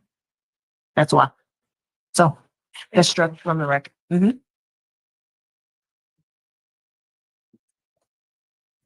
The jury still heard it. This time, are there any more questions for this witness? Yes, sir. Go ahead. Now, were y'all in the process of getting divorced at the time your husband was killed? No, sir. No. No. That's it, Your Honor. Ms. Lurie, you testified that your husband was very stressed out at work. Do you know if that was because of the understaffing issue? I don't remember saying that. Was he stressed out because of work? I didn't know. I don't remember that. You don't know whether your husband was under stress? He always seemed happy to see me. I don't know. And he didn't discuss work with you? No. No. As a witness. Did you ever say anything about him being under? I mean, have you ever said that in any testimony? I don't think so. Okay. I never saw it. He didn't show it. Precedence. Mrs. Lurie, is it your testimony you didn't just tell the jury while you were sitting in that seat that your husband was stressed at work? I wrote it down. You do not recall saying that? No. You said because he was using the F word, he must have been stressed at work. May I reply to that? I meant what y'all put on this on the screen, the what was that called? Where someone wrote what they heard. That's what I read. But he did not cuss like that in front of me. And he never said to me he was stressed. I read it from the documents from this case. So that was a surprise to me, ma'am. And I believe your testimony was, and I'm reading it right here, that he must have been stressed out because otherwise he would never have used those words. Do you recall that testimony? He must have been, something bad must have been happening. Maybe I used the wrong word, stressed. I don't know. I'm under a lot of stress right now. This is hard. I don't know what he was thinking. But whatever it was, it must have been something really bad for him to be using that kind of language at work. It's your testimony. You never heard your husband use words like that, correct? Hey, come on. We were married 36 years. So we were together. Have you guys ever been on a job site? On a construction job site? Have you ever hung around with a construction worker at all? She can't possibly be saying he doesn't swear. Nope, nothing will get me there. 36 years, but it wasn't a daily. I never, no. No, he would not use words like that. No. We asked the witness. Nothing further, Your Honor. Any reason this witness cannot be excused at this time? That's Excuse Deputy Perry, will you come? I need the deputy. Coming right. Thank you, Your Yes. Honor. Take a break, Ms. Lurie. Yes, ma'am, please. Yeah, please do. Thank you. Gentlemen, can one of you escort your mother out of the courtroom? Thank you.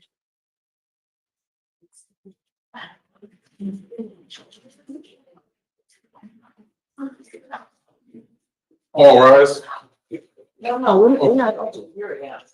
They're just gonna take the mom out for a little bit so she can have a break. Who's playing call as the next witness? There she is, Linus. There she is. All right. And We her will walker. take the jury out. All rise.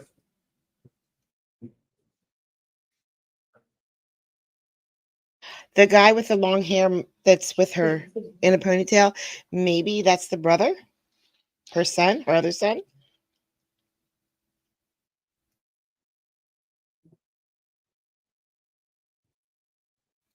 I don't know.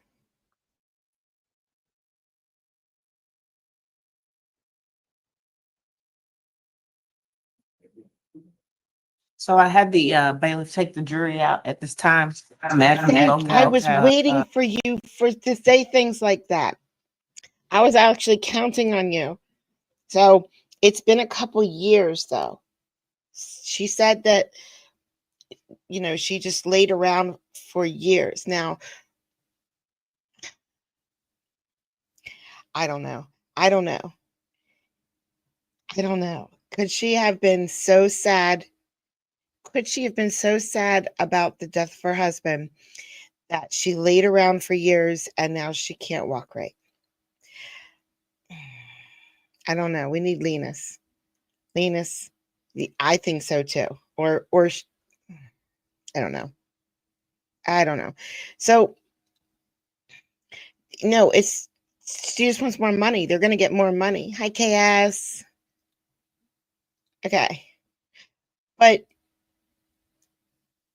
I mean, if she laid around for a couple of years, she would have had to just lay there for a couple of years and not, I don't know. Something or anything we need to discuss before we go to defense's case. The chief, yes. We do, Judge. Can I have 2 minutes to talk, please? Just two. Just two. Just two. You have it, Mr. Moore. Yes, sir. All right. I 2-minute remember that. recess. Let me give you 5 because I don't want you to come back and for 2 more. Thanks, Rob. All right. Thank you.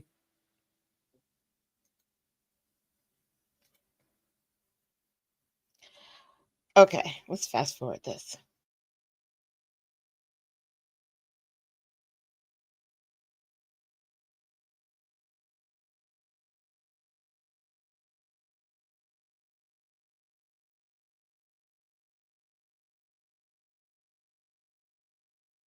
I don't know what's about to happen.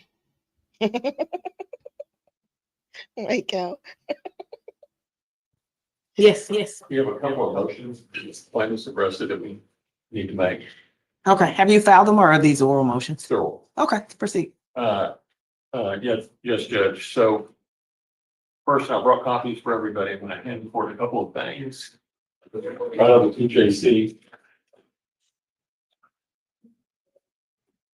Oh, it's the Kardashian Yeah. lawyer, the second string. He's the one talking. Case. that I don't think anybody's gonna be surprised that this is the one I'm talking about. Mm-hmm. So the court knows we're moving for a directed verdict on the gross negligence question. I want to break it down and talk about why. 2 prongs, we had to have an objective awareness of an extreme degree of risk and a subjective awareness that it was likely to cause serious bodily harm, and that we proceeded with conscious indifference as if we didn't care. I'm not gonna really spend much time talking about those because even if they demonstrate that, we disagree the evidence is legally sufficient for those prongs. Even if they demonstrate that, to impute gross negligence to a corporation like TNT, they have the burden of proof by clear and convincing evidence, not preponderance, but clear and convincing evidence enough to form a firm conviction or belief that the conduct that they're complaining about was so bad and that it's directly attributable to the corporation.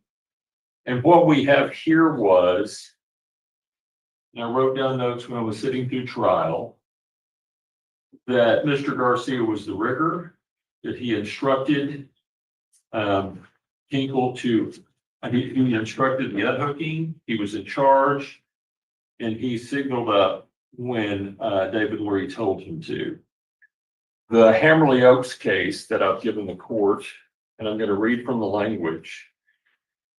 The Texas rule, reduced to its simplest terms and applied to a case of gross neglect, means that the default for which punitive damages may be recovered must be that of the corporation, and the grossly negligent act must be the very act of the corporation itself. If the act of a mere servant or employee is such, then it must have been previously authorized or subsequently approved by the corporation. And the reason I read that to the court is all of the conduct they're talking about was, and the way the case law refers to it, a mere servant or employee, which is what Mr. Garcia was. To impute that to TNT, they have to show that they either authorized it or they ratified it on the other side. There is no evidence in this record of either authorization of the act. I believe Mr. Decker testified that it was unforeseen what happened. And there's no evidence in the record on this side of it that they ratified it after the fact. And so the reason I'm focusing the court on this prong is, without regard to the objective or subjective standard, they don't have any evidence that a vice principal of TNT was responsible for the conduct that caused Mr. Lurie's death. And so we moved for a directed verdict on the gross claim of the plaintiff's case. On the gross negligence. Okay, anything else from defense? At this time? On this matter, on the direct. Not on the gross. We have another. You want to hear? And I think I want to separate them. I'm gonna go with gross and then I'm gonna hear their response and then I'll Okay. come back. then I'm going to wait. Okay, is there a response from plaintiffs? There's Judge, may I please court, Ryan, for the record. Please proceed. So Judge, I think context here is important. This is now the 3rd time TNT has attempted to dismiss plaintiff's gross negligence claim in this case. First raised it in summary judgment on a no evidence motion, which this court denied. It's cut off there on the screen, but that was August 19th of 2024. And what's happened now is that the court deemed the evidence sufficient back in August with less evidence than what we have now. And specific as to the issue that's being raised by Judge Moore is we have Exhibit 120, which are the text messages, which show the vice principal issue, which goes to the heart of the very issue raised by Judge Moore. Respectfully to my counsel, he's focused on Juan Garcia, but he's not focused on the right person. So we know the court's already denied this twice before trial started, and now it needs to deny it for a 3rd time. It's the same standard. It's a no evidence motion. As long as we show any evidence supporting our claim, then we must prevail. It sounds like TNT is conceding that for the substantive evidence as to the extreme degree of risk and the subjective knowledge, that they admit that there's at least some evidence in the record of that. That's what I believe I just heard my colleague say. What they're attacking is the vice principal issue. And there's evidence of that in the record. I'm just flipping to my slides. So Up to the slides specifically. yes, That. we heard in opening statement from Ms. Wilson that the head of rigging went out to the job site the next day to inform Wade that this unit had an unusual center of gravity. We learned through the testimony developed in this case, including from Mr. Decker, our expert, that that head of rigging was Mario Ramirez. And then we admitted plaintiff's exhibit 120, which were text messages sent and received by Mario Ramirez related to the subject lift. And what we know from those text messages is that their vice principal, the head of rigging, which Texas law makes very clear that if you are whom the master has confided the management of the whole or a department or a division of the business, which would be rigging, that's sufficient to be vice principal. That man literally stood there and watched the first lift happen and admitted in writing that they need a cantilever bar to do this because he recognized that it was unsafe for all the slew of reasons that we've now heard for the past week. We also know that this is the same man that in Exhibit 50 admitted that he saw this thing fall over before, that he knew it was extremely top heavy, that he knew that when rigged in an unbalanced way, it caused it to tip over and that it would happen very fast. And the same man who is texting and taking pictures instead of shutting down the job and recognizing that there's an incredibly unsafe condition on the fourth floor does nothing. And Jason English talks about this, that not only did TNT and its vice principal, Mario Ramirez, have subjective awareness of the peril of the extreme risk created by lifting this unit, they recreated it. They recreated the exact conditions that caused the unit to topple over in their yard just the day before. He explains on page 152 and 153 of the court's record that now you essentially just have a free unit without any lateral support. And that's what was created the day before when it tipped over in the yard. As far as lifting it up to the fourth floor, but then ultimately created the same condition when they reached it that way. And what he's talking about is by unhooking it, by the TNT rigger directing and ultimately unhooking the two front shackles and having this very heavy, one-sided, that's easy to top over unit rigged that way on the fourth floor, they created the exact same condition that their vice principal knew about, that was literally standing there watching it happen from the ground, and it fell over and it killed somebody.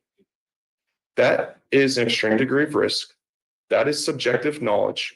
And it's a vice principal whom the master has confided an entire department or management in, AKA rigging, that their own lawyer admitted to this jury. One of the very first things she said was that he was the head of rigging. And that satisfies each claim, each element. 1, 2, 3. Extreme degree of risk, subjective knowledge, and a vice principal ratified it. So again, I'd ask, the court has already denied this motion twice before. We ask that you deny it for a third time. Thank you. Thank you. Couple of things briefly, Judge.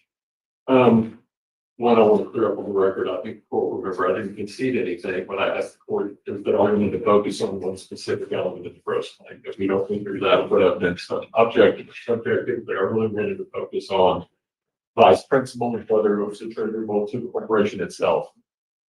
I didn't draft that motion. I didn't argue it to your predecessor, and I'm not sure that it focused on the issue that we're talking about here today, whether it's attributable to a corporation. Hammerly Oak cases, corollary to the principle of law is that punitive damages are warranted only when the act is that of the corporation rather than the act of its ordinary servants or agents. All of the conduct that's being complained about, whatever they say is with regard to Mr. Garcia.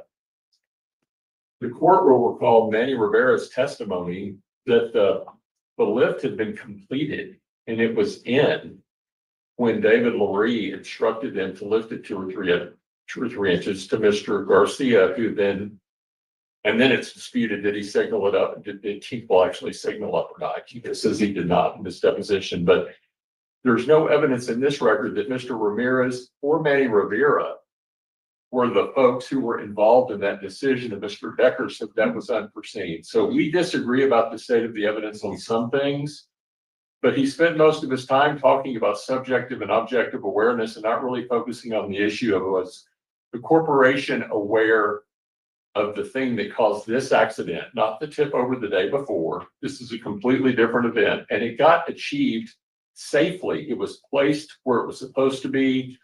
The rigging was complete until Mr. Lurie instructed him what to do. And that's when Mr. Decker said that was unforeseen.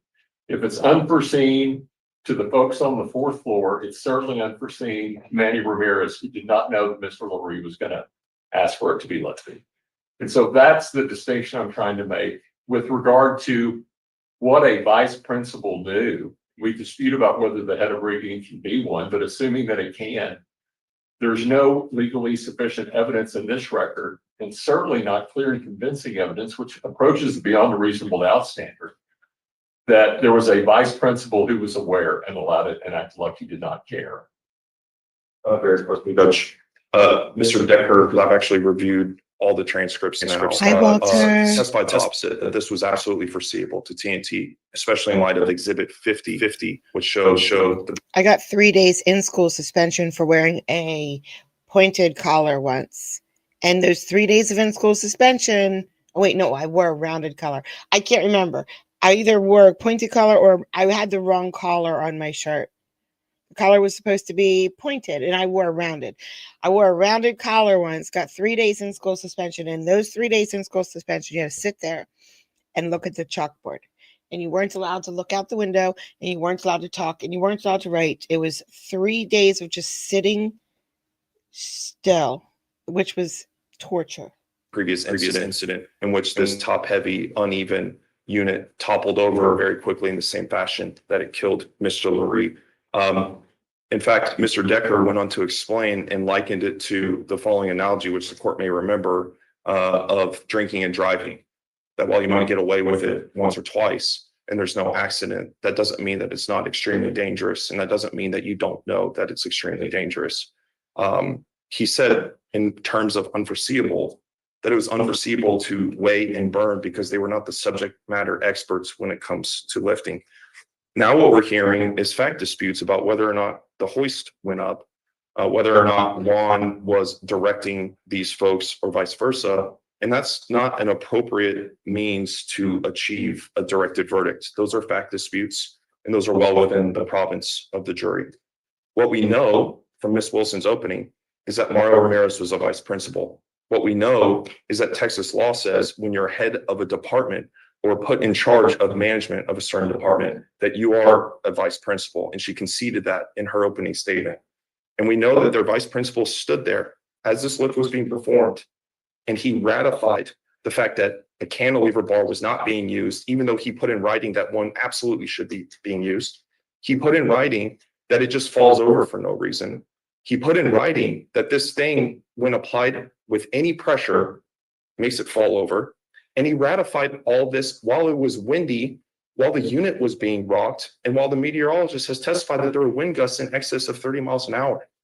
That is gross negligence committed by a vice principal who was right there 40 minutes before this man died, and then couldn't be bothered to stay around for the rest of the lift and retreated to the parking lot with his other vice principal, the man in charge of crane works. So respectfully, this motion should be denied. The reason that he and Manny Rivera said we're leaving away from the parking lot was because the lifting had been complete.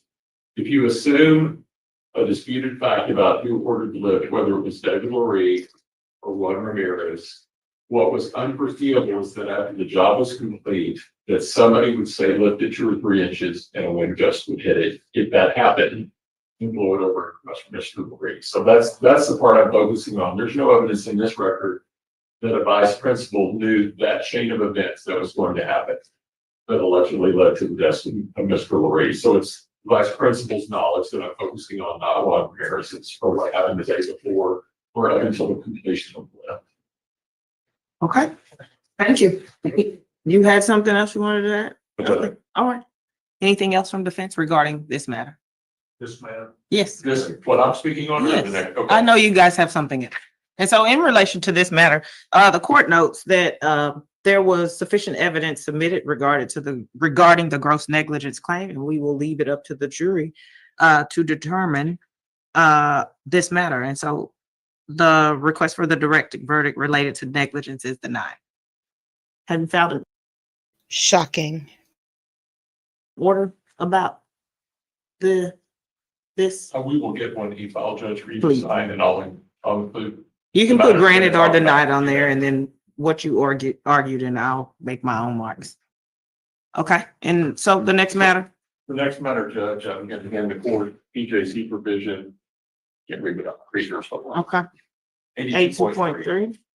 And I'm going to direct the court's attention to what I presume they're going to submit in the survival claim on behalf of Mr. Ortiz estate. And that is pain and mental illness, which means the conscious physical pain and emotional pain, torment, and suffering experienced by Paul Payne before his death as a result of the occurrence. To get that, to have legally sufficient to submit that evidence, that factor to the jury, they have to have evidence that Mr. Lurie was conscious and had the capacity to suffer between the fall.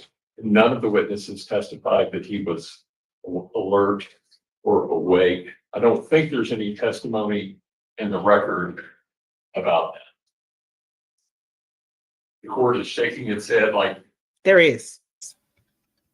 Yeah, there is. Didn't the son get on stand and say that he heard his father saying, "This is bad. I'm not going to make it."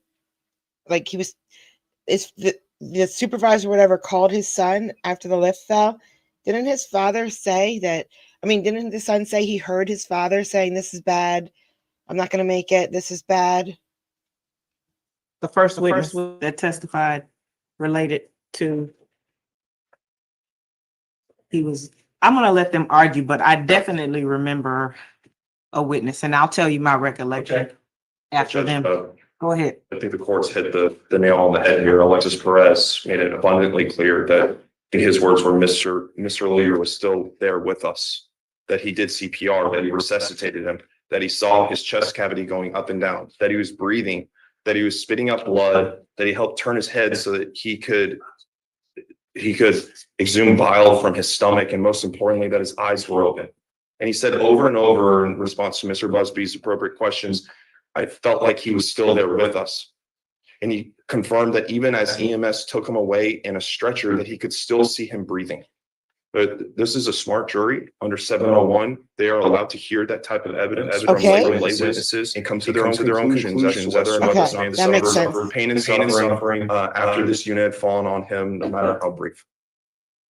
I remember specific testimony, the court does, and I'll let the jury determine when they got a crowbar and lifted the HVAC unit off of him and pulled him from underneath it. I do remember a witness specifically testifying. to that too.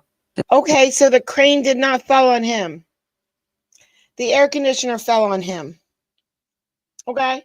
There was no breath, and then that they administered aid and that he came to and he remembers that specifically. thank And you. he had a tough Thank time you. handling that because he had feces and bowel and other things on him related to after he brought him to himself.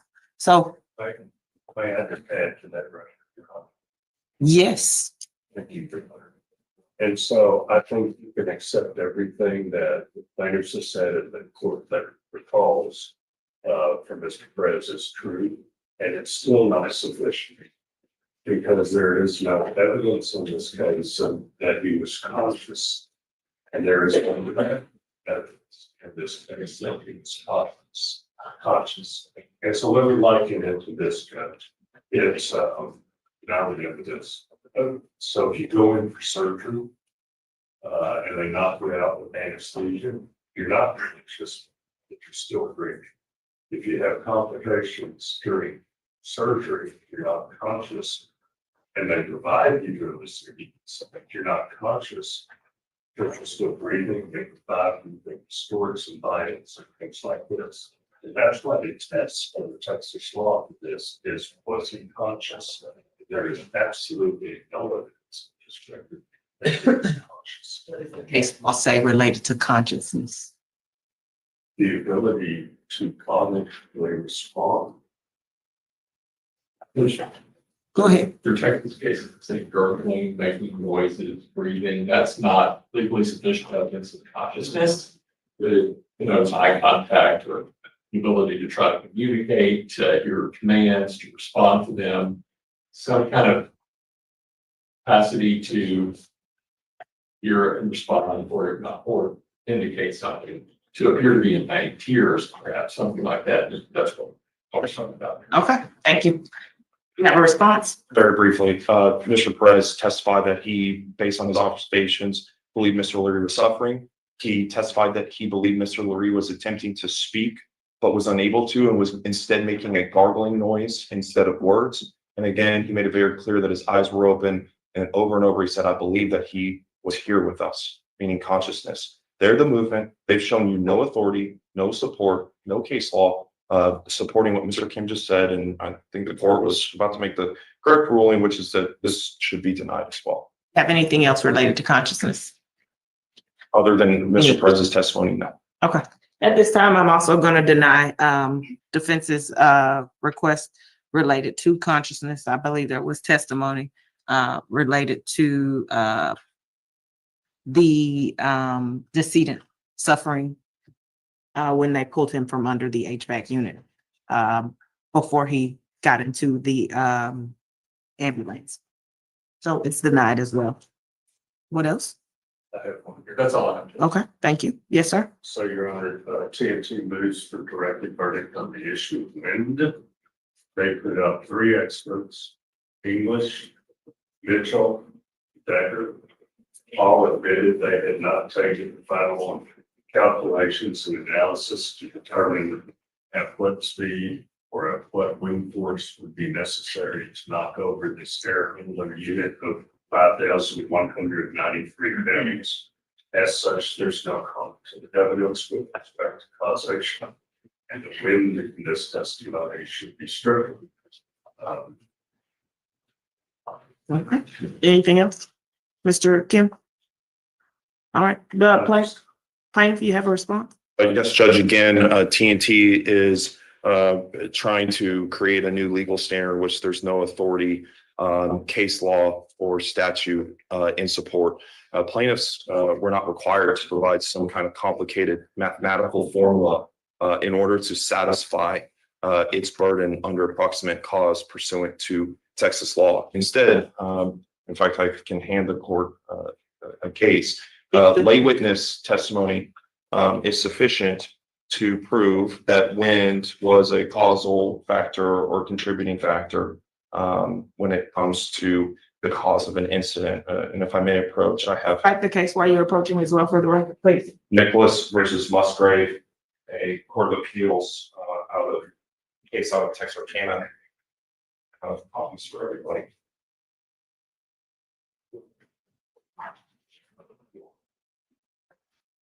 Judge, this case involves an auto accident that took place near Atlanta, Texas, out in the eastern portion of our state.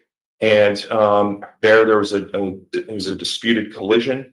There was testimony from 2 witnesses that claimed that the wind gusts were very strong that day, and that the wind was sufficient to lift the vehicle, quote, like it was something out of a movie or like a tornado. And that's what was the proximate cause of their vehicle traveling over the double yellow lanes and striking another vehicle.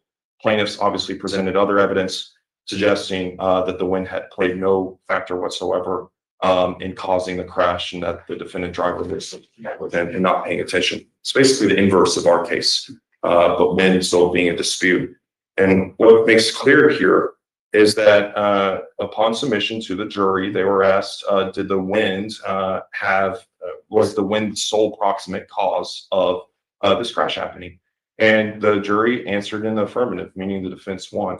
There were no fancy mathematical formulas. There wasn't even meteorological evidence submitted concerning what the wind gusts were that day, unlike this case. There was no math submitted to the jury about how much wind force would be necessary to lift a vehicle of specifically that kind or similar kind. Instead, the jury under 701 heard competent testimony from lay witnesses describing their perception, as the jury has here through Alexis Perez, Billy Baldwin, Anthony Ramon, and many others. And the jury made a finding based on that. So respectfully to Mr. Kim, his directed verdict fails because there's no Texas law that says that a plaintiff must show through mathematical formulas or other complex science that the wind, in fact, was capable of carrying this unit or lifting this unit Instead, the jury can weigh all the credible evidence and assign appropriate authority to it as such, and make their finding. Thanks. You have a response? Just very briefly, Judge, this is, I think, conjecture opinion, and what they're talking about here is, it's nothing like this case. The testimony that's excerpted is at that particular place to get to where the accident happened, I've driven my life with automobiles. That car skidded, it absolutely did not skid one fraction. To me, it was just described by Mr. Nichols. He stated it seemed that the car was absolutely floating in the air at the time. It swerved around like a twister that picked up my car and spun it around. And so we're talking about an extreme event, weather event in this case, and we're talking about speculative testimony in this case by three different folks who didn't consider all of the evidence and then rendered opinions about the wind speed.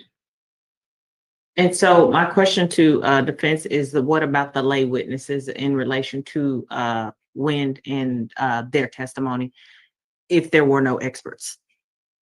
Like everything they say is being true, it's still not legally sufficient evidence on the issue of sole proximate cause. They don't quantify a wind speed. They don't say it's about 10 miles an hour, it's about 3 miles an hour. If you, they've equivocated. And so District Trick talked about that there's no requirement. Okay. I don't know why, but she took it off. If you Oh, accept- back. Yes, do this. If you accept all your numbers as being true and your maximum wind speed is 32, your wind force is 500. And oh, it was 252 foot-pounds. Was that sufficient to not?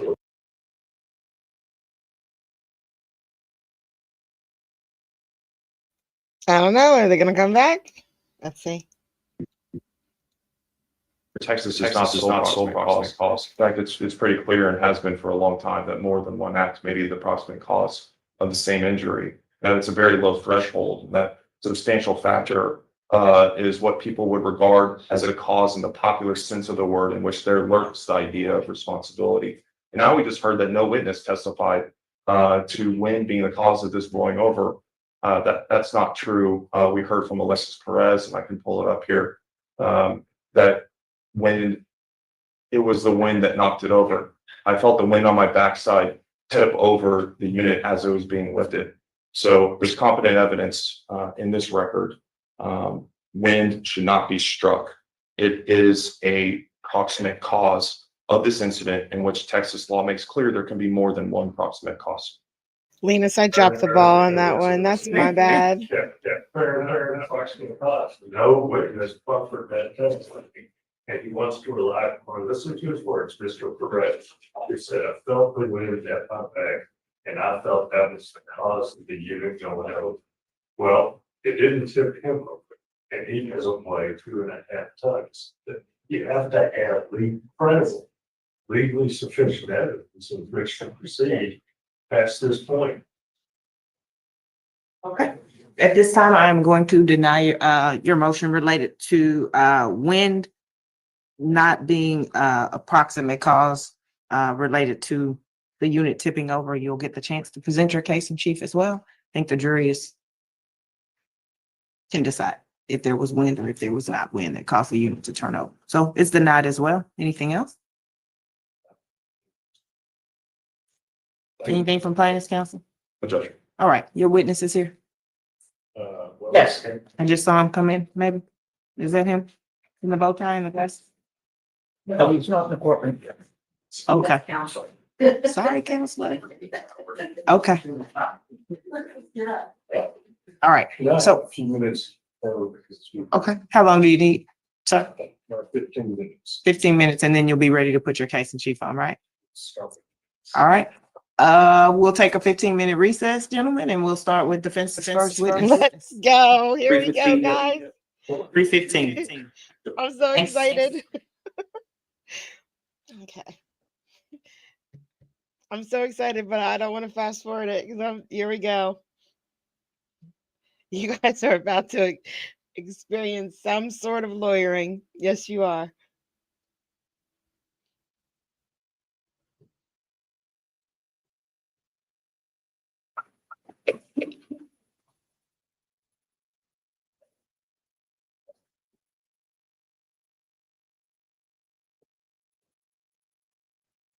For us, it does.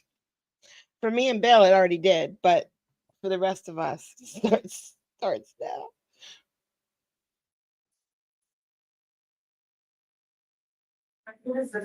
Wish to call as the first witness? Your Honor, the defense is ready to proceed. Our first witness is Anthony Ramon. And this is in person? In person, Your Honor. Okay, thank you. You may be seated.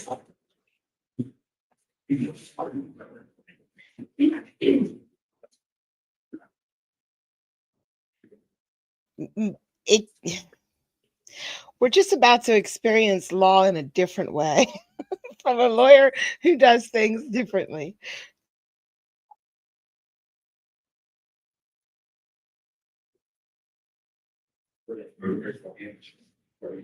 Afternoon, Mr. Bill Ramon, my apologies. Do you swear to tell the truth, the whole truth, and nothing but the truth, so help you God? Thank you so much. You may step up and have a seat here. Mr. Ramon, as you leave the objection, I have to keep it on the response. We'll make it so that I can. It's very difficult for her to keep the record if we're speaking over each other. Yes, it is. They're talking, wait for the answer. I am talking, please stop, your response. And then last but not least, the rule has been invoked. What that means is you should not discuss this case with anyone outside. Remember, this lawyer right here, we didn't see this part. I saw it. This lawyer is not allowed to move past this computer, right? Not allowed to go any further that way because he kept annoying the plaintiff's table.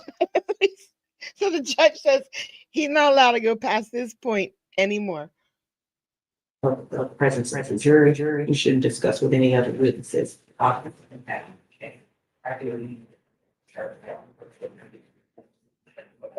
Okay, sir. Defense, you can proceed. Could you introduce yourself to the jury? Anthony Gonzalez Ramon. Mr. Ramon, how are you doing today? Good. Have you ever testified in civil court of law before? No, sir. In any court of law before? No, sir. I hope to be quick with you. Okay. Let me ask you just, can you tell us a little bit about yourself? My father, married, and I go to work. You like fishing too? I do like fishing, yes, sir. How old's your, little one? Little one, youngest is 4 How long you been married? 4 years. And tell us what your occupation is today. I'm a pipe fitter, How long have you been a pipe fitter? 12 years, 12 and a half years. Can you tell me a little bit about your educational background? As far as schooling or as far as my trade. Fair point. Let's start with schooling, then go to your trade. Okay. Went to school in San Antonio, Brackenbridge High School. And then, yeah, well, what else would you like to know? Play sports? Yes, sir. Tennis, basketball, football. And after high school, you then started your professional career? Yes, sir. And where did you begin your professional career? With a company called Victoria Air Conditioning. Victoria Air Conditioning? Yes, sir. I'm gonna ask you if you scoot up just a little bit so the mic. It's Victoria's fault. Now we know. know. And how long were you at Victoria? 7 years, 8 And what- years. Yeah. What was your job at Victoria Air Conditioning? I was a pipe fitter also. And what were your duties and responsibilities while at Victoria for those 7 years? Typically, I work with a welder.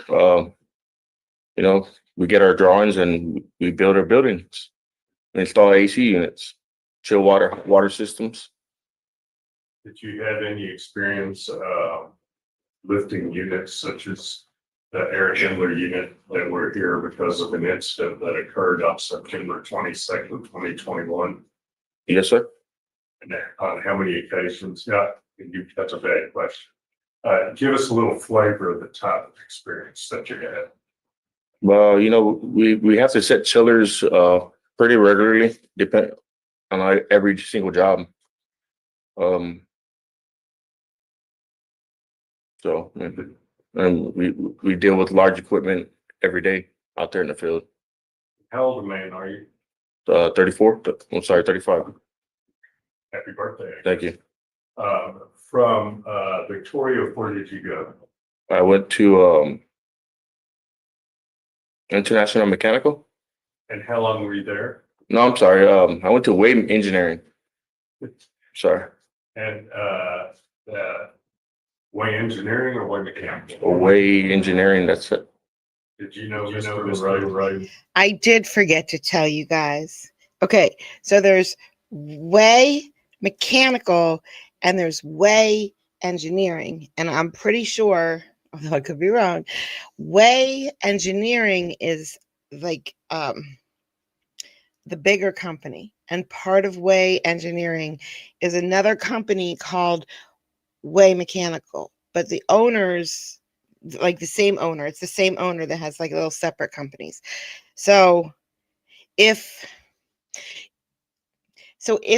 they're suing TNT right now, but if it's not TNT's fault, it could be Way Mechanical's fault. But if it's Way Mechanical's fault, they would have to figure out if it was Way Mechanical's fault or Way Engineering's fault. And that's a sticky, tricky situation right there. So they might not be able to prove it's either of their faults because it could be both of their faults, although they're the same company. Before September 22nd, 2021. Did I say that again? Yeah, had you worked with Mr. Ray before his incident? Besides the 3 months I met him, no. And tell me what your job title was at Way. Journeyman pipe fitter. And what were your duties and responsibilities? Installing chill water, hot water systems. All right, now I'm really, really, really, really confused. His answer just completely confused. That doesn't make sense. What they just said doesn't make sense. So, okay. Way Mechanical are the pipe fitters. Way Mechanical did the air conditioner unit. They're in charge of supplying the the HVAC unit for the college. And they're also the pipe fitters. Way Mechanical are the pipe fitters. Does that make sense? Is that normal? I don't know. Had you done any rigging work before? Yes, sir. Any what capacity? Capacity meaning What were you doing? What kind of rigging were you doing? AC units. Was it, and to be fair, you were on the fourth floor on September 22nd, 2021, when Mr. Ray passed away, correct? Yes, sir. And you have a recollection of what occurred on that day, correct? Yes, sir. And Okay. What he just asked was good. He just asked, have you done any rigging before? Were you on the fourth floor? All right. So apparently you hire a crane operator to lift a load on a construction site. But I don't think the crane operators rig the load. I think the person who owns the load, whatever it is, rigs it up onto the crane. Then the crane operator lifts it. So if that's how it went, if Way Mechanical were the ones that actually rigged the load, then it makes more sense that we don't know whose fault it is that the crane fell over. Was it the person lifting the load or was the person rigging up the load? So yeah, that's why they're in court, because it's, who knows? Yeah, Michael, exactly. you were a Way Mechanical or Way Engineering for 2.5 years? Yes, sir. Where did you go from there? To International Mechanical, And what was your, IMS, and what is your job title there? pipe fitter foreman, And tell us your duties and responsibilities. piping in system, ordering material, planning the job out basically for, and completing the job. fair to say that since you graduated from high school, you have been a pipe fitter for the entirety of your career? Yes, sir. Okay. I want to take you back to September 22nd, 2021. And you understand that. He's was past the day that computer. Hillary He's passed gonna last get month. yelled at. Yes, sir. Yes, sir. And you were up, I think I told this jury, you were up on the fourth floor when the event happened, correct? Yes, sir. Tell us how you came to know that you were going to be working on the fourth floor that night. How was I gonna be working on the fourth floor? Yeah, how'd you find out you were going up there? The evening before, towards the end of the day, about 5:30 when we were leaving. Who told you? David Lowery. And what did he tell you? We needed some extra hands to show up early. Asked us who wanted to go. And did he tell you what you would be doing? We got AC units to fly up on the fourth floor. And you knew by going up on the fourth floor, you'd be taking part in de-rigging that unit once you got up there. Yes, sir. Okay. Was that anything new or surprising to you? No, sir. Did he tell you anything else at that point in time? No. She is at 6 o'clock in the morning. And when you showed up at 6 o'clock in the morning, what'd you do? We say good morning, finish our coffee, and So they all went into a meeting together before the lift, and they all went over a checklist.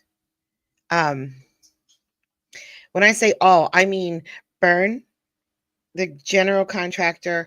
I mean Way Mechanical, the ones who had the air conditioning unit. I mean TNT, the crane operator. They all went into the meeting together, and they all went over the list, and they all checked up, signed off on it. So I would say, in answer to your question, TNT. I think TNT. I really think it's TNT. try to figure out what we're doing. You get it done? No. And where did you go on the job site? To our Connex. So we've heard in this case that the incident. They call them flaggers. Occurred Flags. around 1:47 to 1:49. What did you do before that? I'm sorry. You lost me there. What? Yeah. Let's do it this way.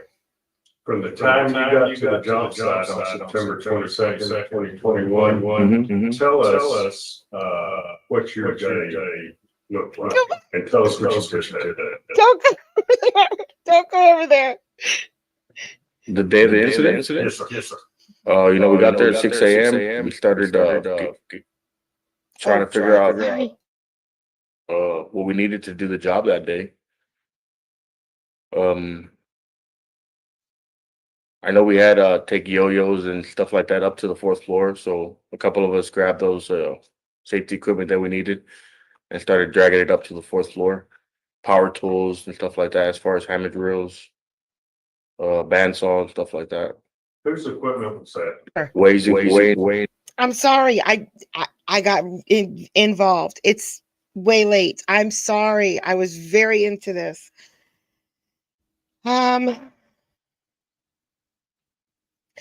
We have to stop now, guys. We have to stop now. Yeah, the yo-yos might go. Oh gosh, I don't want to stop. We finally get to my lawyer, and we have to stop. You guys got to tell me when I hit 2 hours, because that was 24 minutes ago, and I was just into it. All right. I didn't set up OJ yet because I got distracted by a court case. I'm going to set up OJ now, and I will see you all in a couple of minutes in OJ or later on. Thank you so much for coming out. I appreciate it. I hope you guys have a great, great, great day. I know, Nan. I know this one hurts. Ending this one stream is going to hurt. It's going to cost me something. All right, guys. All right. Have a good day. I'll see you later. Bye.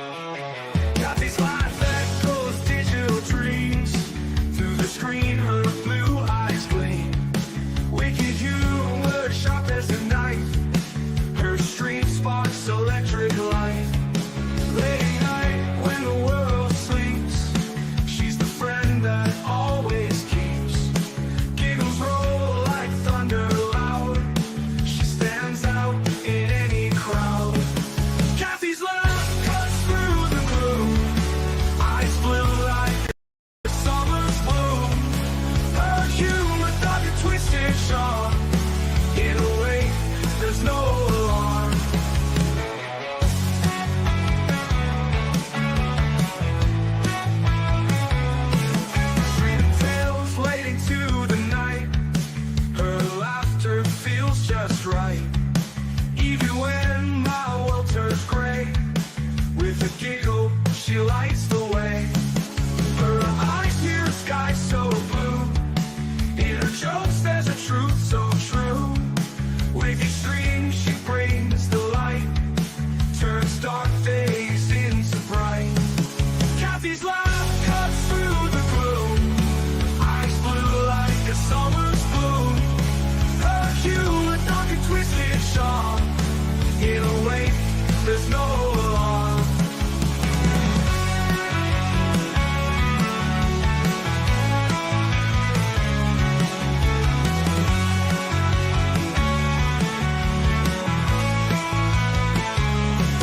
Streaming tales late into the night, her laughter feels just right. Even when my world turns gray, with a giggle she lights the way. Kathy's life.